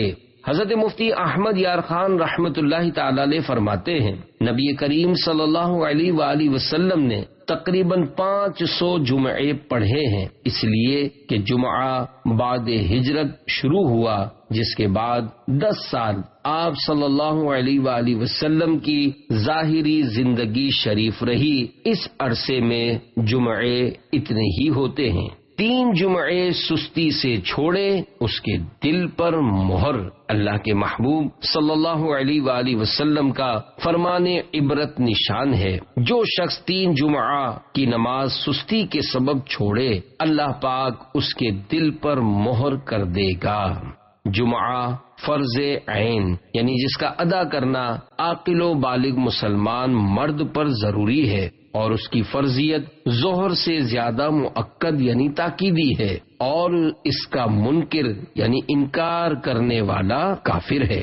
امامت کا مصلی، پیارے پیارے اسلامی بھائیوں، نماز جمعہ کے لیے کافی پہلے پہنچ جانے، پہلی صف پانے اور تکبیر اولیٰ کا ثواب کمانے کا ذہن بنانے کے لیے عاشقان رسول کی مدنی تحریک دعوت اسلامی کے مدنی ماحول کو اپنائے رہیے۔ آئیے مدنی بہار سنیے۔ پھالیاں پنجاب کے قریبی علاقے میں رہنے والے نوجوان اسلامی بھائی دعوت اسلامی سے وابستہ ہونے سے پہلے ڈرامے اور فحش فلمیں دیکھنے اور گانے باجے سننے کے عادی تھے۔ ان کی کمر میں درد رہنے لگا تو اس کا گناہوں بھرا علاج انہوں نے شراب نوشی میں ڈھونڈا۔ نمازیں پڑھنا تو ایک طرف انہیں نماز پڑھنے کا درست طریقہ تک معلوم نہیں تھا، لیکن ان کا ضمیر انہیں ملامت کرتا رہتا کہ مسلمان ہو کر مجھے نماز پڑھنا نہیں آتی۔ ایسے میں دعوت اسلامی کے ایک مبلغ ان کی ورک شاپ پر کام کرنے کے لیے ملازم ہوئے تو انہیں مبلغ دعوت اسلامی کا امامہ، داڑھی اور سنت پر عمل کرنا بہت پسند آیا کہ یہ نوجوان عام لوگوں سے کتنا مختلف ہے۔ اسلامی بھائی کی صحبت رنگ لانے لگی اور وہ ان کو بھی ترغیب دے کر نماز کے لیے مسجد میں لے جاتے۔ رمضان کا مہینہ آیا تو مبلغ دعوت اسلامی کی ترغیب پر انہوں نے عاشقان رسول کے ساتھ اعتکاف کیا، گناہوں سے تائب ہوئے اور عید کے موقع پر 3 دن کے مدنی قافلے میں سفر بھی کیا۔ اعتکاف میں وہ دعوت اسلامی کے رنگ میں رنگ گئے، پھر 41 دن 41 ڈیز کا مدنی قافلہ کورس بھی کیا۔ بعد میں ذہن بنا تو 12 ماہ کے مدنی قافلے میں سفر بھی کیا۔ بالآخر امامت کورس کرنے کے بعد ایک مسجد میں امامت کی۔ ان کے وسیلے سے دعوت اسلامی کی برکتیں اہل خانہ کو بھی ملی اور الحمدللہ گھر میں مدنی ماحول بن گیا۔ انشاءاللہ بھائی سدھر جاؤ گے، مدنی ماحول میں کر لو تم اعتکاف، مرض عصیاں سے چھٹکارا تم پاؤ گے، مدنی ماحول میں کر لو تم اعتکاف۔ صلو علی الحبیب صلی اللہ علی محمد۔ جمعہ کے امامے کی فضیلت، سرکار دو عالم صلی اللہ علیہ وآلہ وسلم کا ارشاد گرامی ہے، بے شک اللہ پاک اور اس کے فرشتے جمعہ کے دن امامہ باندھنے والوں پر درود بھیجتے ہیں۔ اللہ پاک اور فرشتوں کے درود بھیجنے کے معنی، اے عاشقان نماز، بیان کردہ حدیث پاک میں اللہ پاک اور اس کے فرشتوں کا جمعہ کے دن امامہ شریف باندھنے والوں پر درود بھیجنے کا ذکر ہے۔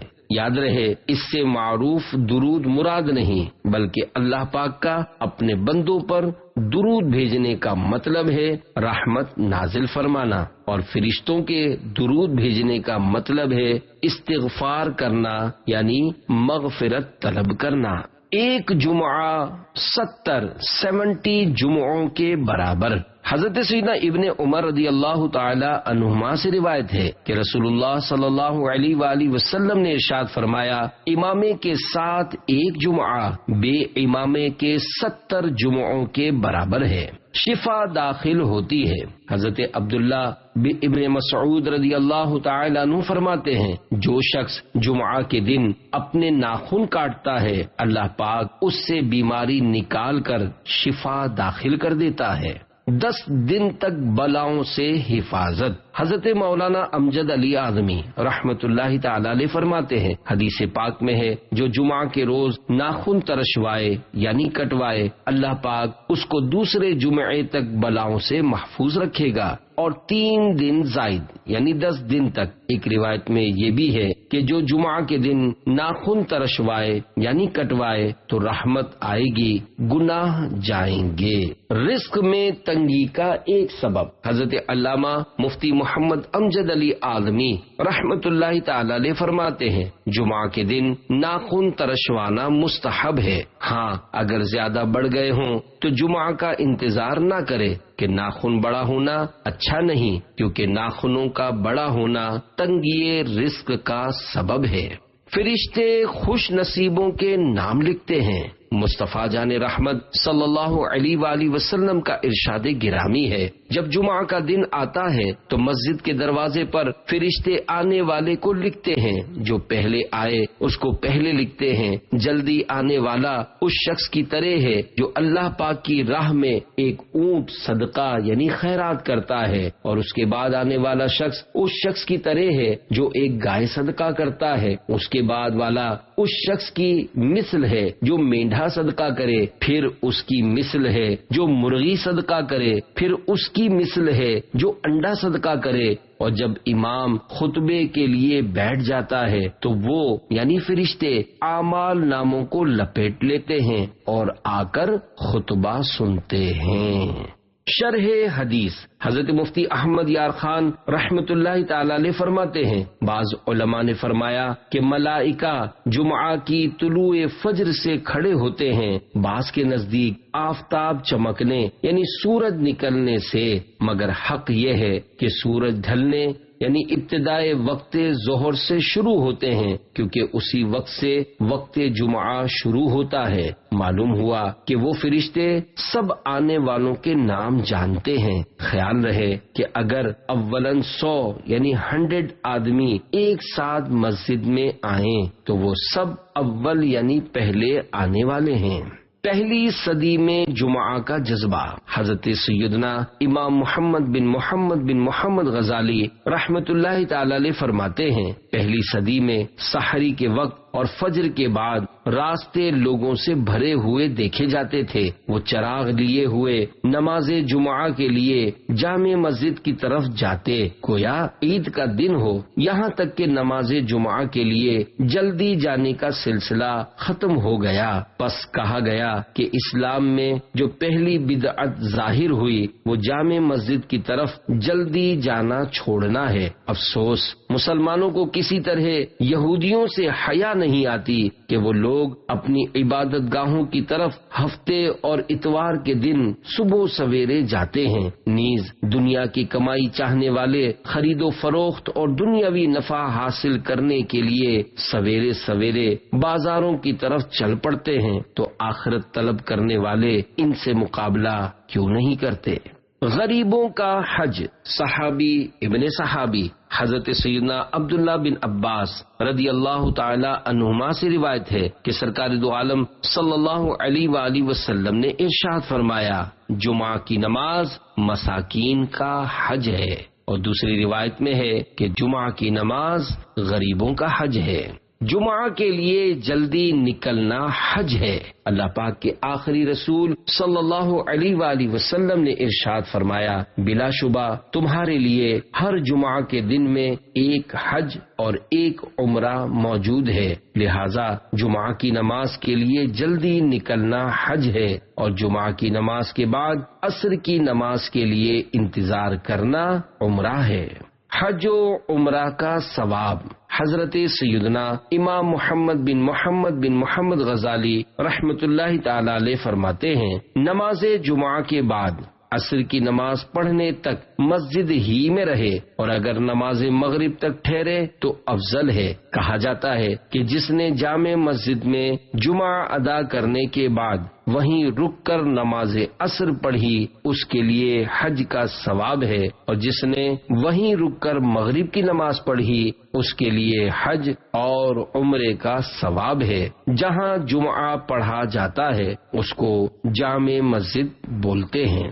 سب دنوں کا سردار، ہم گناہگاروں کی شفاعت فرمانے والے مکی مدنی مصطفیٰ صلی اللہ علیہ وآلہ وسلم کا فرمان عالی شان ہے۔ جمعہ کا دن تمام دنوں کا سردار ہے اور اللہ پاک کے نزدیک سب سے بڑا ہے، اور وہ اللہ پاک کے نزدیک عید الاضحیٰ اور عید الفطر سے بڑا ہے۔ اس میں 5 خصوصیتیں ہیں۔ نمبر 1، اللہ پاک نے اسی میں آدم علیہ السلام کو پیدا کیا، اور نمبر 2، اسی میں زمین پر انہیں اتارا، اور نمبر 3، اسی میں انہیں وفات دی، اور نمبر 4، اس میں 1 ساعت یعنی گھڑی ایسی ہے کہ بندہ اس وقت جس چیز کا سوال کرے گا وہ اسے دے گا جب تک حرام کا سوال نہ کرے۔ نمبر 5، اسی دن میں قیامت قائم ہوگی۔ کوئی مقرب فرشتہ و آسمان و زمین اور ہوا و پہاڑ اور دریا ایسا نہیں کہ جمعہ کے دن سے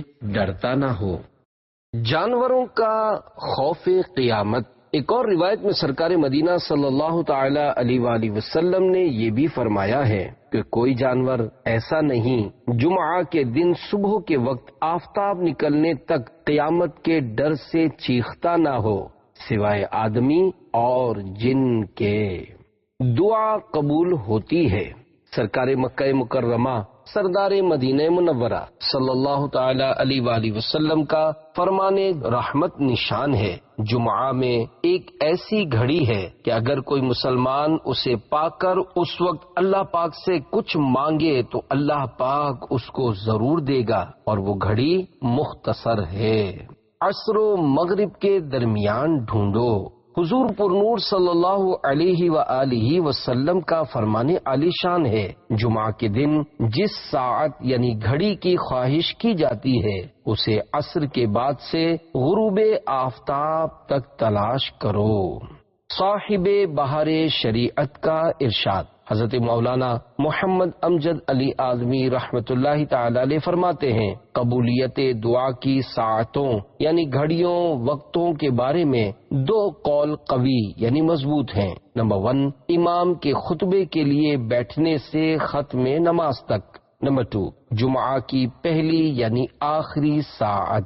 حکایت، حضرت سیدتنا فاطمہ الزہرا رضی اللہ تعالی عنہا اس وقت خود حجرے میں بیٹھتی اور اپنی خادمہ فضہ رضی اللہ تعالی عنہا کو باہر کھڑا کرتی۔ جب آفتاب ڈوبنے لگتا تو خادمہ آپ کو خبر دیتی۔ اس کی خبر پر سیدہ اپنے ہاتھ دعا کے لیے اٹھاتی۔ بہتر یہ ہے کہ اس ساعت میں کوئی جامع دعا مانگے، جیسے یہ قرآنی دعا، ربنا آتنا فی الدنیا حسنۃ وفی الآخرۃ حسنۃ وقنا عذاب النار۔ ترجمہ کنز ایمان، اے ہمارے رب ہمیں دنیا میں بھلائی دے اور ہمیں آخرت میں بھلائی دے اور ہمیں عذاب دوزخ سے بچا۔ دعا کی نیت سے درود شریف بھی پڑھ سکتے ہیں کہ درود پاک بھی عظیم الشان دعا ہے۔ ہر جمعہ کو 1,44,00,000 جہنم سے آزاد۔ سرکار مدینہ صلی اللہ علیہ وآلہ وسلم کا فرمان عالی شان ہے، جمعہ کے دن اور رات میں 24 گھنٹے ہیں، کوئی گھنٹہ ایسا نہیں جس میں اللہ پاک جہنم سے 6 لاکھ آزاد نہ کرتا ہو جن پر جہنم واجب ہو گیا تھا۔ عذاب قبر سے محفوظ۔ تاجدار مدینہ منورہ سلطان مکہ مکرمہ صلی اللہ علیہ وآلہ وسلم نے ارشاد فرمایا، جو روز جمعہ یا شب جمعہ یعنی جمعرات اور جمعہ کی درمیانی شب مرے گا عذاب قبر سے بچا لیا جائے گا، اور قیامت کے دن اس طرح آئے گا کہ اس پر شہیدوں کی مہر ہوگی۔ جمعہ تا جمعہ گناہوں کی معافی۔ حضرت سیدنا سلمان فارسی رضی اللہ تعالی عنہ سے مروی ہے، سلطان دو جہان صلی اللہ علیہ وآلہ وسلم کا فرمان عالی شان ہے، جو شخص جمعہ کے دن نہائے اور جس طہارت یعنی پاکیزگی کی استطاعت یعنی طاقت ہو کرے اور تیل لگائے اور گھر میں جو خوشبو ہو ملے، پھر نماز کو نکلے اور دو شخصوں میں جدائی نہ کرے، یعنی دو شخص بیٹھے ہوئے ہوں انہیں ہٹا کر بیچ میں نہ بیٹھے، اور جو نماز اس کے لیے لکھی گئی ہے پڑھے، اور امام جب خطبہ پڑھے تو چپ رہے، اس کے لیے ان گناہوں کی جو اس جمعہ اور دوسرے جمعے کے درمیان ہیں مغفرت ہو جائے گی۔ تذکرہ حضرت سلمان فارسی رضی اللہ تعالی عنہ۔ اے عاشقان صحابہ و اہل بیت، ابھی آپ نے جو حدیث پاک سنی اس کے راوی یعنی بیان کرنے والے حضور اکرم صلی اللہ علیہ وآلہ وسلم کے عظمت والے صحابی حضرت سیدنا سلمان فارسی رضی اللہ تعالی عنہ ہیں۔ صحابہ کرام علیہم رضوان سے پیارے نبی صلی اللہ علیہ وآلہ وسلم اپنی محبت کا اظہار اس فرمان عالی شان سے کرتے ہیں کہ جو مجھ سے محبت کرتا ہے اسے چاہیے کہ وہ میرے صحابہ سے محبت کرے۔ آپ کی کنیت ابو عبداللہ ہے۔ آپ حضور انور صلی اللہ علیہ وآلہ وسلم کے آزاد کردہ ہیں۔ آپ فارسیون نسل ہیں، فارس کے شہر اصفہان کے علاقے کے رہنے والے ہیں۔ تلاش دین میں دیس چھوڑ کر پردیسی بنے، پہلے عیسائی بنے، ان کی کتابیں پڑھیں، بہت مصیبتیں جھیلیں، حتیٰ کہ انہیں بعض عربیوں نے غلام بنا لیا اور یہود کے ہاتھ فروخت کر دیا۔ ان کے آقا نے انہیں مکاتب کر دیا۔ حضور انور صلی اللہ علیہ وآلہ وسلم نے ان کا مال کتابت یعنی آزادی کے لیے طے شدہ مال ادا کر کے آزاد کر دیا۔ آپ 10 سے زیادہ آقاؤں کے پاس پہنچے، حتیٰ کہ حضور انور صلی اللہ علیہ وآلہ وسلم تک پہنچ گئے۔ مکاتب اس غلام کو کہتے ہیں جس نے اپنے آقا سے مال کی ادائیگی کے بدلے آزادی کا معاہدہ کیا ہوا ہو۔ آزادی کے بعد تمام غزوات میں شرکت۔ حضرت سیدنا سلمان فارسی رضی اللہ تعالی عنہ غلامی کی زنجیروں میں جکڑے ہونے کی وجہ سے غزوہ بدر و احد میں حصہ نہ لے سکے، پھر 300 کھجور کے درخت اور 40 اوقیہ چاندی کے بدلے آزاد ہوئے، اور ایک سرفروش مجاہد کی طرح بعد میں آنے والے تمام غزوات میں حصہ لیا۔ غزوہ خندق میں خندق کھودنے کا مشورہ بھی آپ ہی کا تھا۔ سیدنا سلمان کی شان۔ سرور کونین صلی اللہ علیہ وآلہ وسلم سے سیدنا سلمان فارسی رضی اللہ تعالی عنہ کو والہانہ محبت تھی۔ اپنے وقت کا زیادہ تر حصہ دربار رسالت میں گزارتے اور فیضان مصطفیٰ سے مالا مال ہوتے۔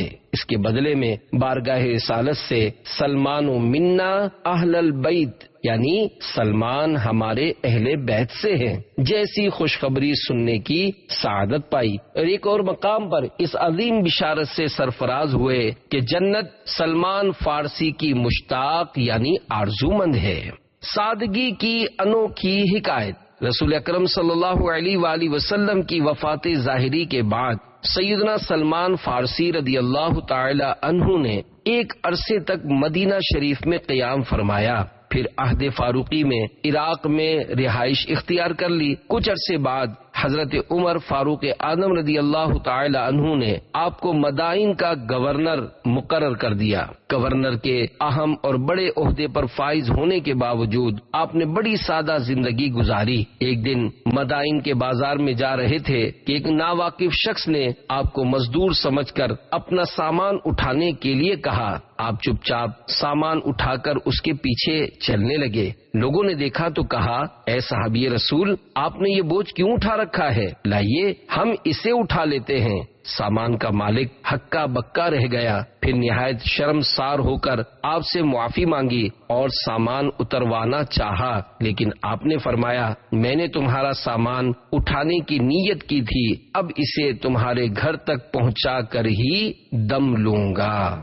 پوری تنخواہ مساکین میں تقسیم فرما دیتے۔ حضرت سیدنا سلمان فارسی رضی اللہ تعالی عنہ راہ خدا میں مال خرچ کرنا خوب پسند کرتے تھے، چنانچہ بطور تنخواہ 4 یا 5 ہزار درہم ملتے، لیکن پوری تنخواہ مساکین میں تقسیم فرما دیتے اور خود کھجور کے پتوں سے ٹوکریاں بنا کر چند درہم کماتے اور اسی پر اپنا گزر بسر کرتے تھے۔ اللہ رب العزت کی ان پر رحمت ہو اور ان کے صدقے ہماری بے حساب مغفرت ہو، آمین بجاہ النبی الامین صلی اللہ علیہ وآلہ وسلم۔ ہمیں عزت عنایت ہو، کبھی بھی خوار مت کرنا، خدا سلمان کا صدقہ ہماری مغفرت کرنا۔ صلو علی الحبیب صلی اللہ تعالی علی محمد۔ 200 سال کی عبادت کا ثواب۔ اپنی امت سے پیار کرنے والے پیارے پیارے آقا صلی اللہ علیہ وآلہ وسلم نے ارشاد فرمایا، جو جمعہ کے دن نہائے اس کے گناہ اور خطائیں مٹا دی جاتی ہیں، اور جب چلنا شروع کیا تو ہر قدم پر 20 نیکیاں لکھی جاتی ہیں۔ اور دوسری روایت میں ہے کہ ہر قدم پر 20 سال کا عمل لکھا جاتا ہے، اور جب نماز سے فارغ ہو تو اسے 200 برس کے عمل کا اجر ملتا ہے۔ مرحوم والدین کو ہر جمعہ اعمال پیش ہوتے ہیں۔ غم زدوں کے غم دور کرنے والے خوش اخلاق آقا صلی اللہ علیہ وآلہ وسلم نے ارشاد فرمایا، پیر اور جمعرات کو اللہ پاک کے حضور اعمال پیش ہوتے ہیں، اور انبیاء کرام علیہم السلام اور ماں باپ کے سامنے ہر جمعہ کو وہ نیکیوں پر خوش ہوتے ہیں، اور ان کے چہروں کی صفائی و تابش یعنی چمک دمک بڑھ جاتی ہے۔ تو اللہ سے ڈرو اور اپنے وفات پانے والوں کو اپنے گناہوں سے رنج نہ پہنچاؤ۔ جمعہ کے 5 خصوصی اعمال۔ حضرت سیدنا ابو سعید رضی اللہ تعالی عنہ سے مروی ہے، سرکار دو عالم صلی اللہ علیہ وآلہ وسلم کا فرمان عالی شان ہے، 5 چیزیں جو ایک دن میں کرے گا اللہ پاک اس کو جنتی لکھ دے گا۔ نمبر 1، جو مریض کی عیادت کو جائے۔ نمبر 2، نماز جنازہ میں حاضر ہو۔ نمبر 3، روزہ رکھے۔ نمبر 4، نماز جمعہ کو جائے۔ اور نمبر 5، غلام آزاد کرے۔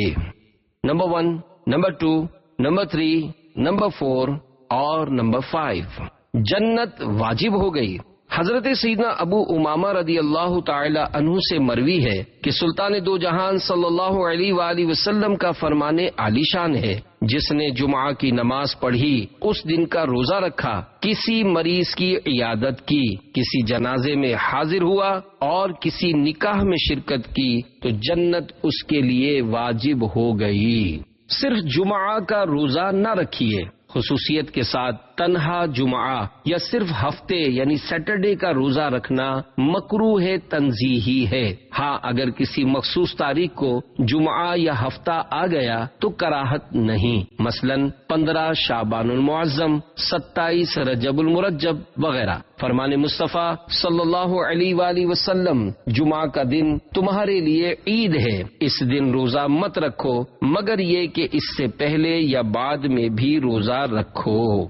10,000 برس کے روزوں کے برابر۔ سرکار اعلی حضرت امام احمد رضا خان رحمت اللہ تعالی علیہ فرماتے ہیں، روزہ جمعہ یعنی جب اس کے ساتھ پنج شنبہ یعنی جمعرات کا یا شنبہ یعنی ہفتے کا روزہ بھی شامل ہو، مروی ہوا کہ 10,000 برس کے روزوں کے برابر ہے۔ جمعہ کا روزہ کب مکروہ ہے؟ جمعہ کا روزہ ہر صورت میں مکروہ نہیں، مکروہ صرف اسی صورت میں ہے جبکہ کوئی خصوصیت کے ساتھ جمعہ کا روزہ رکھے۔ چنانچہ جمعہ کا روزہ کب مکروہ ہے، اس سلسلے میں فتاوی رضویہ مخرجہ جلد 10 صفحہ 559 سے سوال جواب ملاحظہ ہوں۔ سوال: کیا فرماتے ہیں علماء دین اس مسئلے میں کہ جمعہ کا روزہ نفل رکھنا کیسا ہے؟ ایک شخص نے جمعہ کا روزہ رکھا، دوسرے نے اس سے کہا جمعہ عید المؤمنین یعنی مسلمانوں کی عید ہے، روزہ رکھنا اس دن میں مکروہ ہے، اور باصرار بعد دوپہر کے روزہ توڑوا دیا۔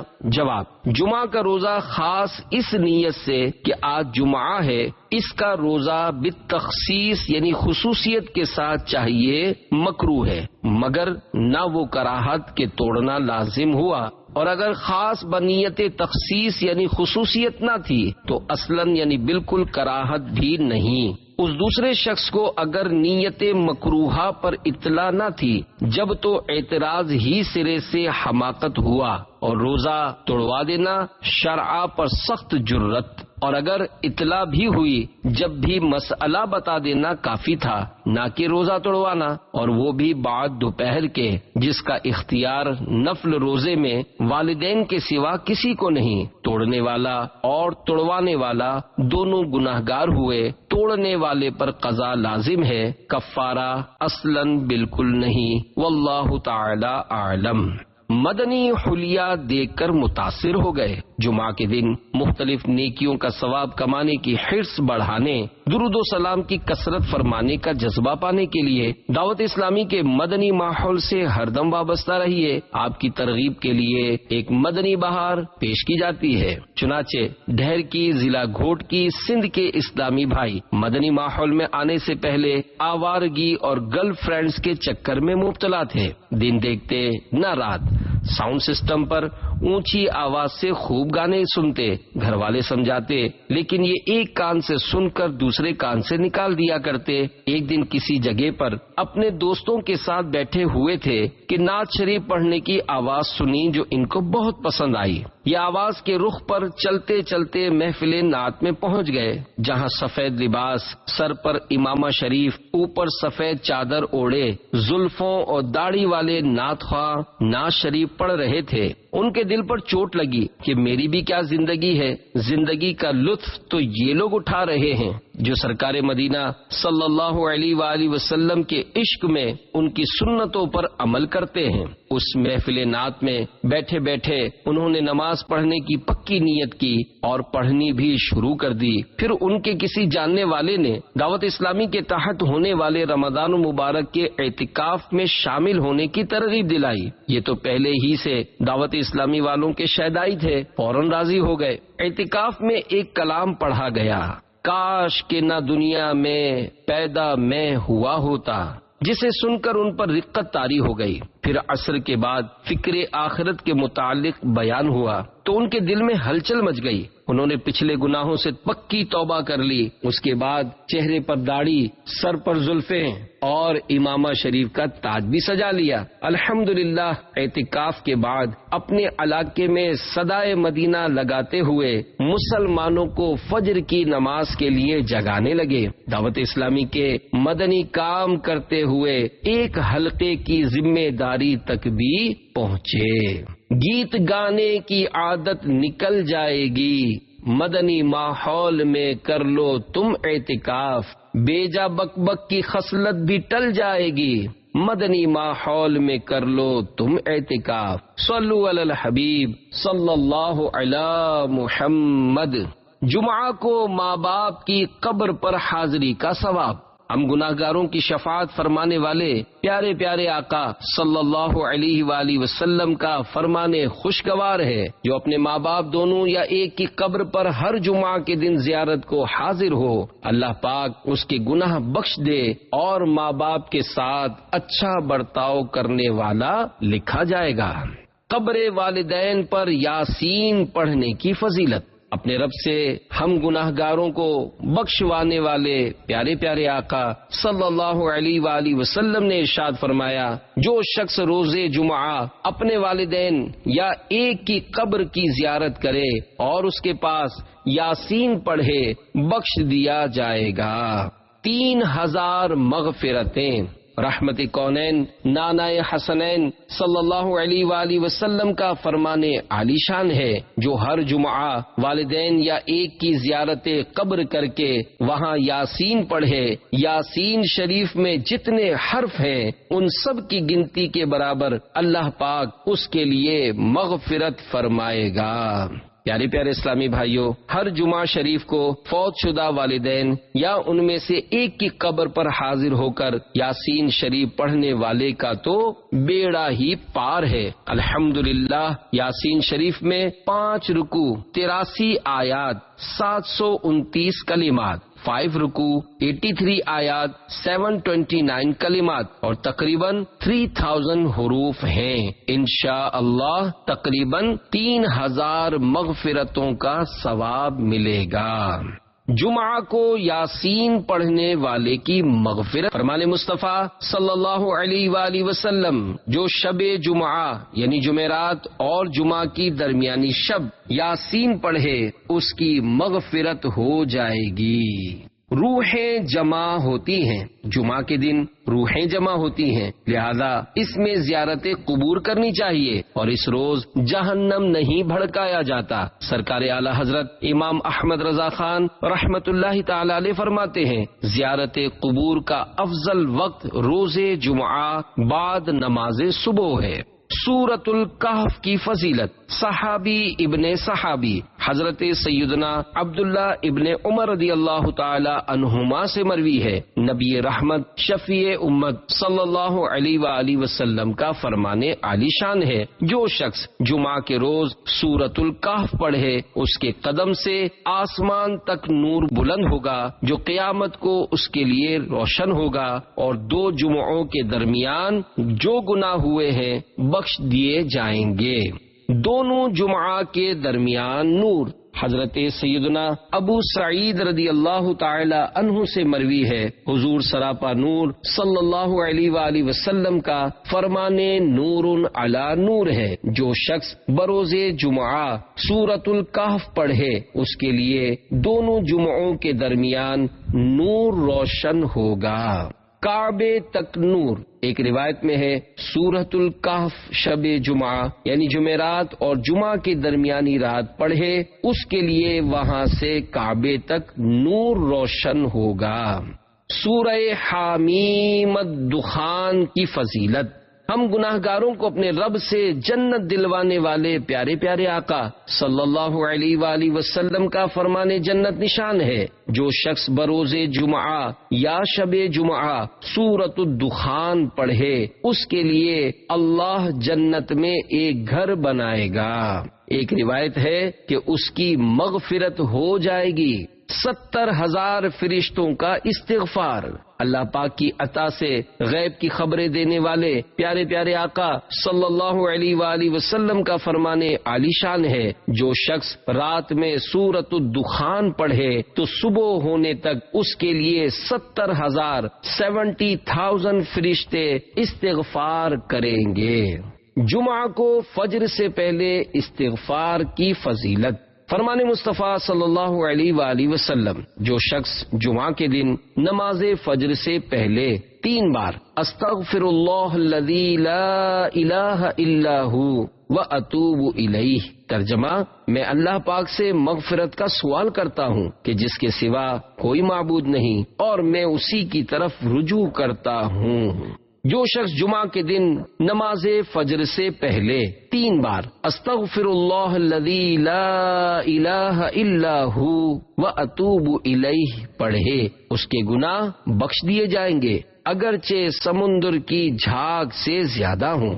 نماز جمعہ کے بعد اللہ کریم پارہ 28 سورۃ الجمعہ کی آیت نمبر 10 میں ارشاد فرماتا ہے، فَإِذَا قُضِيَتِ الصَّلَاةُ فَانتَشِرُوا فِي الْأَرْضِ وَابْتَغُوا مِنْ فَضْلِ اللَّهِ وَاذْكُرُوا اللَّهَ كَثِيرًا لَعَلَّكُمْ تُفْلِحُونَ۔ ترجمہ کنز ایمان، پھر جب نماز جمعہ ہو چکے تو زمین میں پھیل جاؤ اور اللہ کا فضل تلاش کرو اور اللہ کو بہت یاد کرو، اس امید پر کہ فلاح یعنی کامیابی پاؤ۔ صدر الافاضل حضرت علامہ مولانا سید محمد نعیم الدین مراد آبادی رحمت اللہ تعالی علیہ اس آیت کے تحت تفسیر خزان العرفان صفحہ 1025 پر فرماتے ہیں، اب یعنی نماز جمعہ کے بعد تمہارے لیے جائز ہے کہ معاش یعنی روزی روزگار کے کاموں میں مشغول ہو، یا طلب علم یا عیادت مریض یا شرکت جنازہ یا زیارت علماء یا اس کے مثل کاموں میں مشغول ہو کر نیکیاں حاصل کرو۔ جمعہ کی سنتیں، نماز جمعہ کے لیے اول وقت میں جانا، مسواک کرنا، اچھے اور سفید کپڑے پہننا، تیل اور خوشبو لگانا اور پہلی صف میں بیٹھنا مستحب ہے اور غسل سنت ہے۔ غسل جمعہ کا وقت، حضرت مفتی احمد یار خان رحمت اللہ تعالی علیہ فرماتے ہیں، بعض علماء کرام رحمت اللہ علیہم فرماتے ہیں کہ غسل جمعہ نماز کے لیے مسنون یعنی سنت ہے، نہ کہ جمعہ کے دن کے لیے، لہذا جن پر جمعہ کی نماز نہیں ان کے لیے یہ غسل سنت نہیں۔ بعض علماء کرام رحمت اللہ علیہم فرماتے ہیں کہ جمعہ کا غسل نماز جمعہ سے قریب کرو، حتیٰ کہ اس کے وضو سے جمعہ پڑھو، مگر حق یہ ہے کہ غسل جمعہ کا وقت طلوع فجر سے شروع ہو جاتا ہے۔ معلوم ہوا عورت اور مسافر وغیرہ جن پر جمعہ واجب نہیں ہے ان کے لیے غسل جمعہ بھی سنت نہیں۔ جن پر نماز فرض ہے مگر کسی شرعی عذر کے سبب جمعہ فرض نہیں، ان کو جمعہ کے روز ظہر معاف نہیں ہے، وہ تو پڑھنی ہی ہوگی۔ غسل جمعہ سنت غیر مؤکدہ ہے۔ حضرت علامہ ابن عابدین شامی رحمت اللہ تعالی علیہ فرماتے ہیں، نماز جمعہ کے لیے غسل کرنا سنن زوائد یعنی سنت غیر مؤکدہ سے ہے، اس کے ترک پر عتاب یعنی ملامت نہیں۔ خطبے میں قریب رہنے کی فضیلت۔ حضرت سیدنا سمورہ بن جندب رضی اللہ تعالی عنہ سے مروی ہے، حضور اکرم صلی اللہ علیہ وآلہ وسلم نے فرمایا، حاضر رہو خطبے کے وقت اور امام سے قریب رہو، اس لیے کہ آدمی جس قدر دور رہے گا اسی قدر جنت میں پیچھے رہے گا، اگرچہ وہ یعنی مسلمان جنت میں داخل ضرور ہوگا۔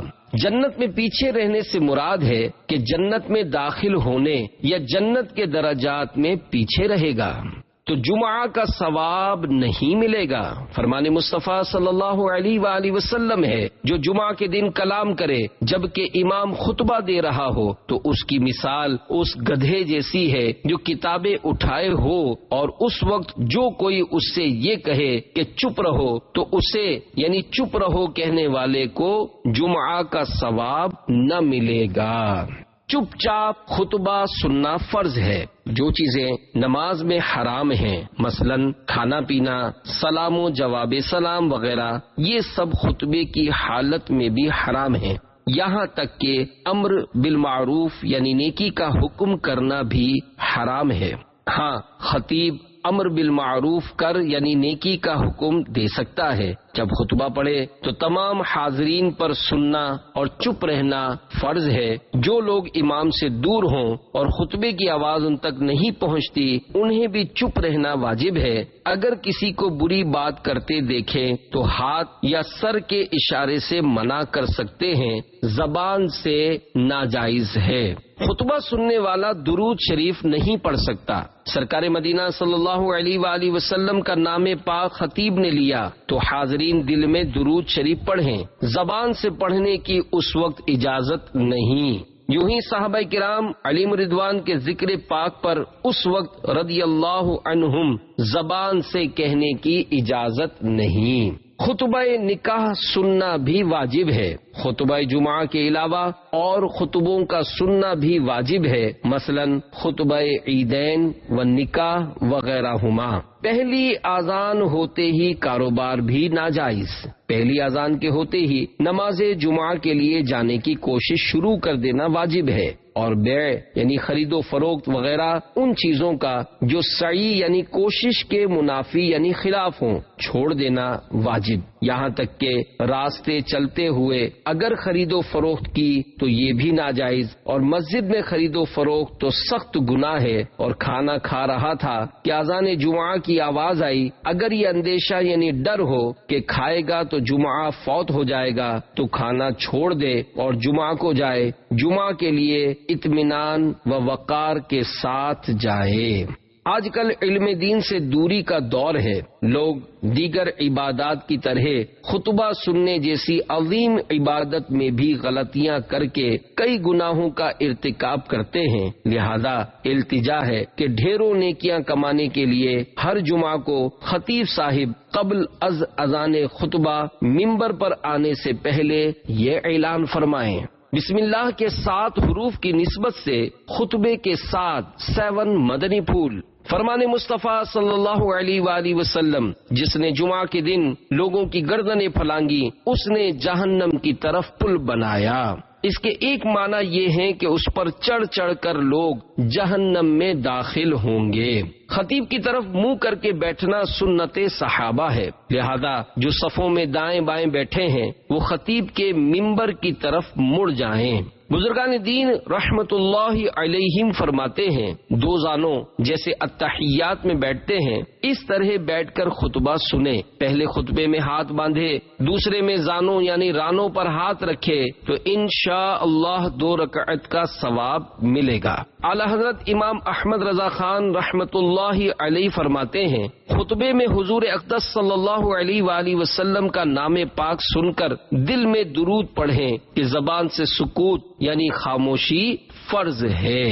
در مختار میں ہے خطبے میں کھانا پینا، بات کرنا، اگرچہ سبحان اللہ کہنا، سلام کا جواب دینا یا نیکی کی بات بتانا حرام ہے۔ اعلی حضرت رحمت اللہ علیہ فرماتے ہیں بحالت خطبہ چلنا حرام ہے، یہاں تک کہ علماء کرام رحمت اللہ علیہم فرماتے ہیں کہ اگر ایسے وقت آیا کہ خطبہ شروع ہو گیا تو مسجد میں جہاں تک پہنچا وہیں رک جائے، آگے نہ بڑھے کہ یہ عمل ہوگا، اور حال خطبہ میں کوئی عمل روا یعنی جائز نہیں۔ اعلی حضرت رحمت اللہ علیہ فرماتے ہیں خطبے میں کسی طرف گردن پھیر کر دیکھنا بھی حرام ہے۔ وہ دعوت اسلامی میں کیسے آئے؟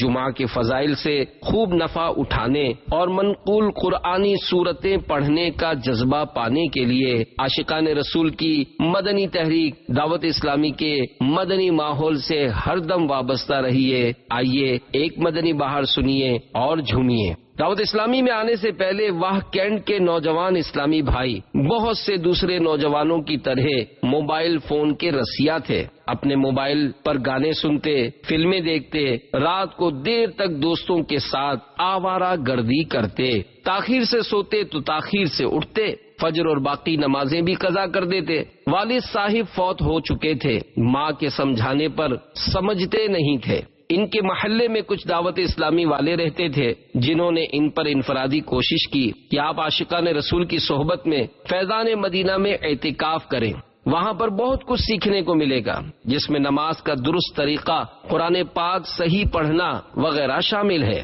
یوں یہ اپنے شہر کے مدنی مرکز فیضان مدینہ کے اندر اعتکاف کرنے میں کامیاب ہو گئے، اور جب اعتکاف سے واپس آئے تو الحمدللہ گناہوں سے توبہ کر چکے تھے، نماز پڑھنے لگے اور اپنی والدہ کے فرما بردار بھی بن گئے۔ ذیلی مشاورت کے نگران کی حیثیت سے دعوت اسلامی کے مدنی کام کرنے کی سعادت بھی ملی۔ بھائی گر چاہتے ہو نمازیں پڑھیں، مدنی ماحول میں کر لو تم اعتکاف، نیکیوں میں تمنا ہے آگے بڑھوں، مدنی ماحول میں کر لو تم اعتکاف۔ صلو علی الحبیب صلی اللہ علی محمد۔ جسم کو کمزور کرنے والی چیزیں، اطباء کہتے ہیں یہ چیزیں بدن کو کمزور کر سکتی ہیں۔ فکر و غم زیادہ کرنا، نہار منہ زیادہ پانی پینا، کبھی کبھار تھوڑا سا پانی پی لینا نقصان دہ نہیں، اور ترش یعنی کھٹی چیزیں کثرت سے کھانا۔ صلو علی الحبیب صلی اللہ علی محمد۔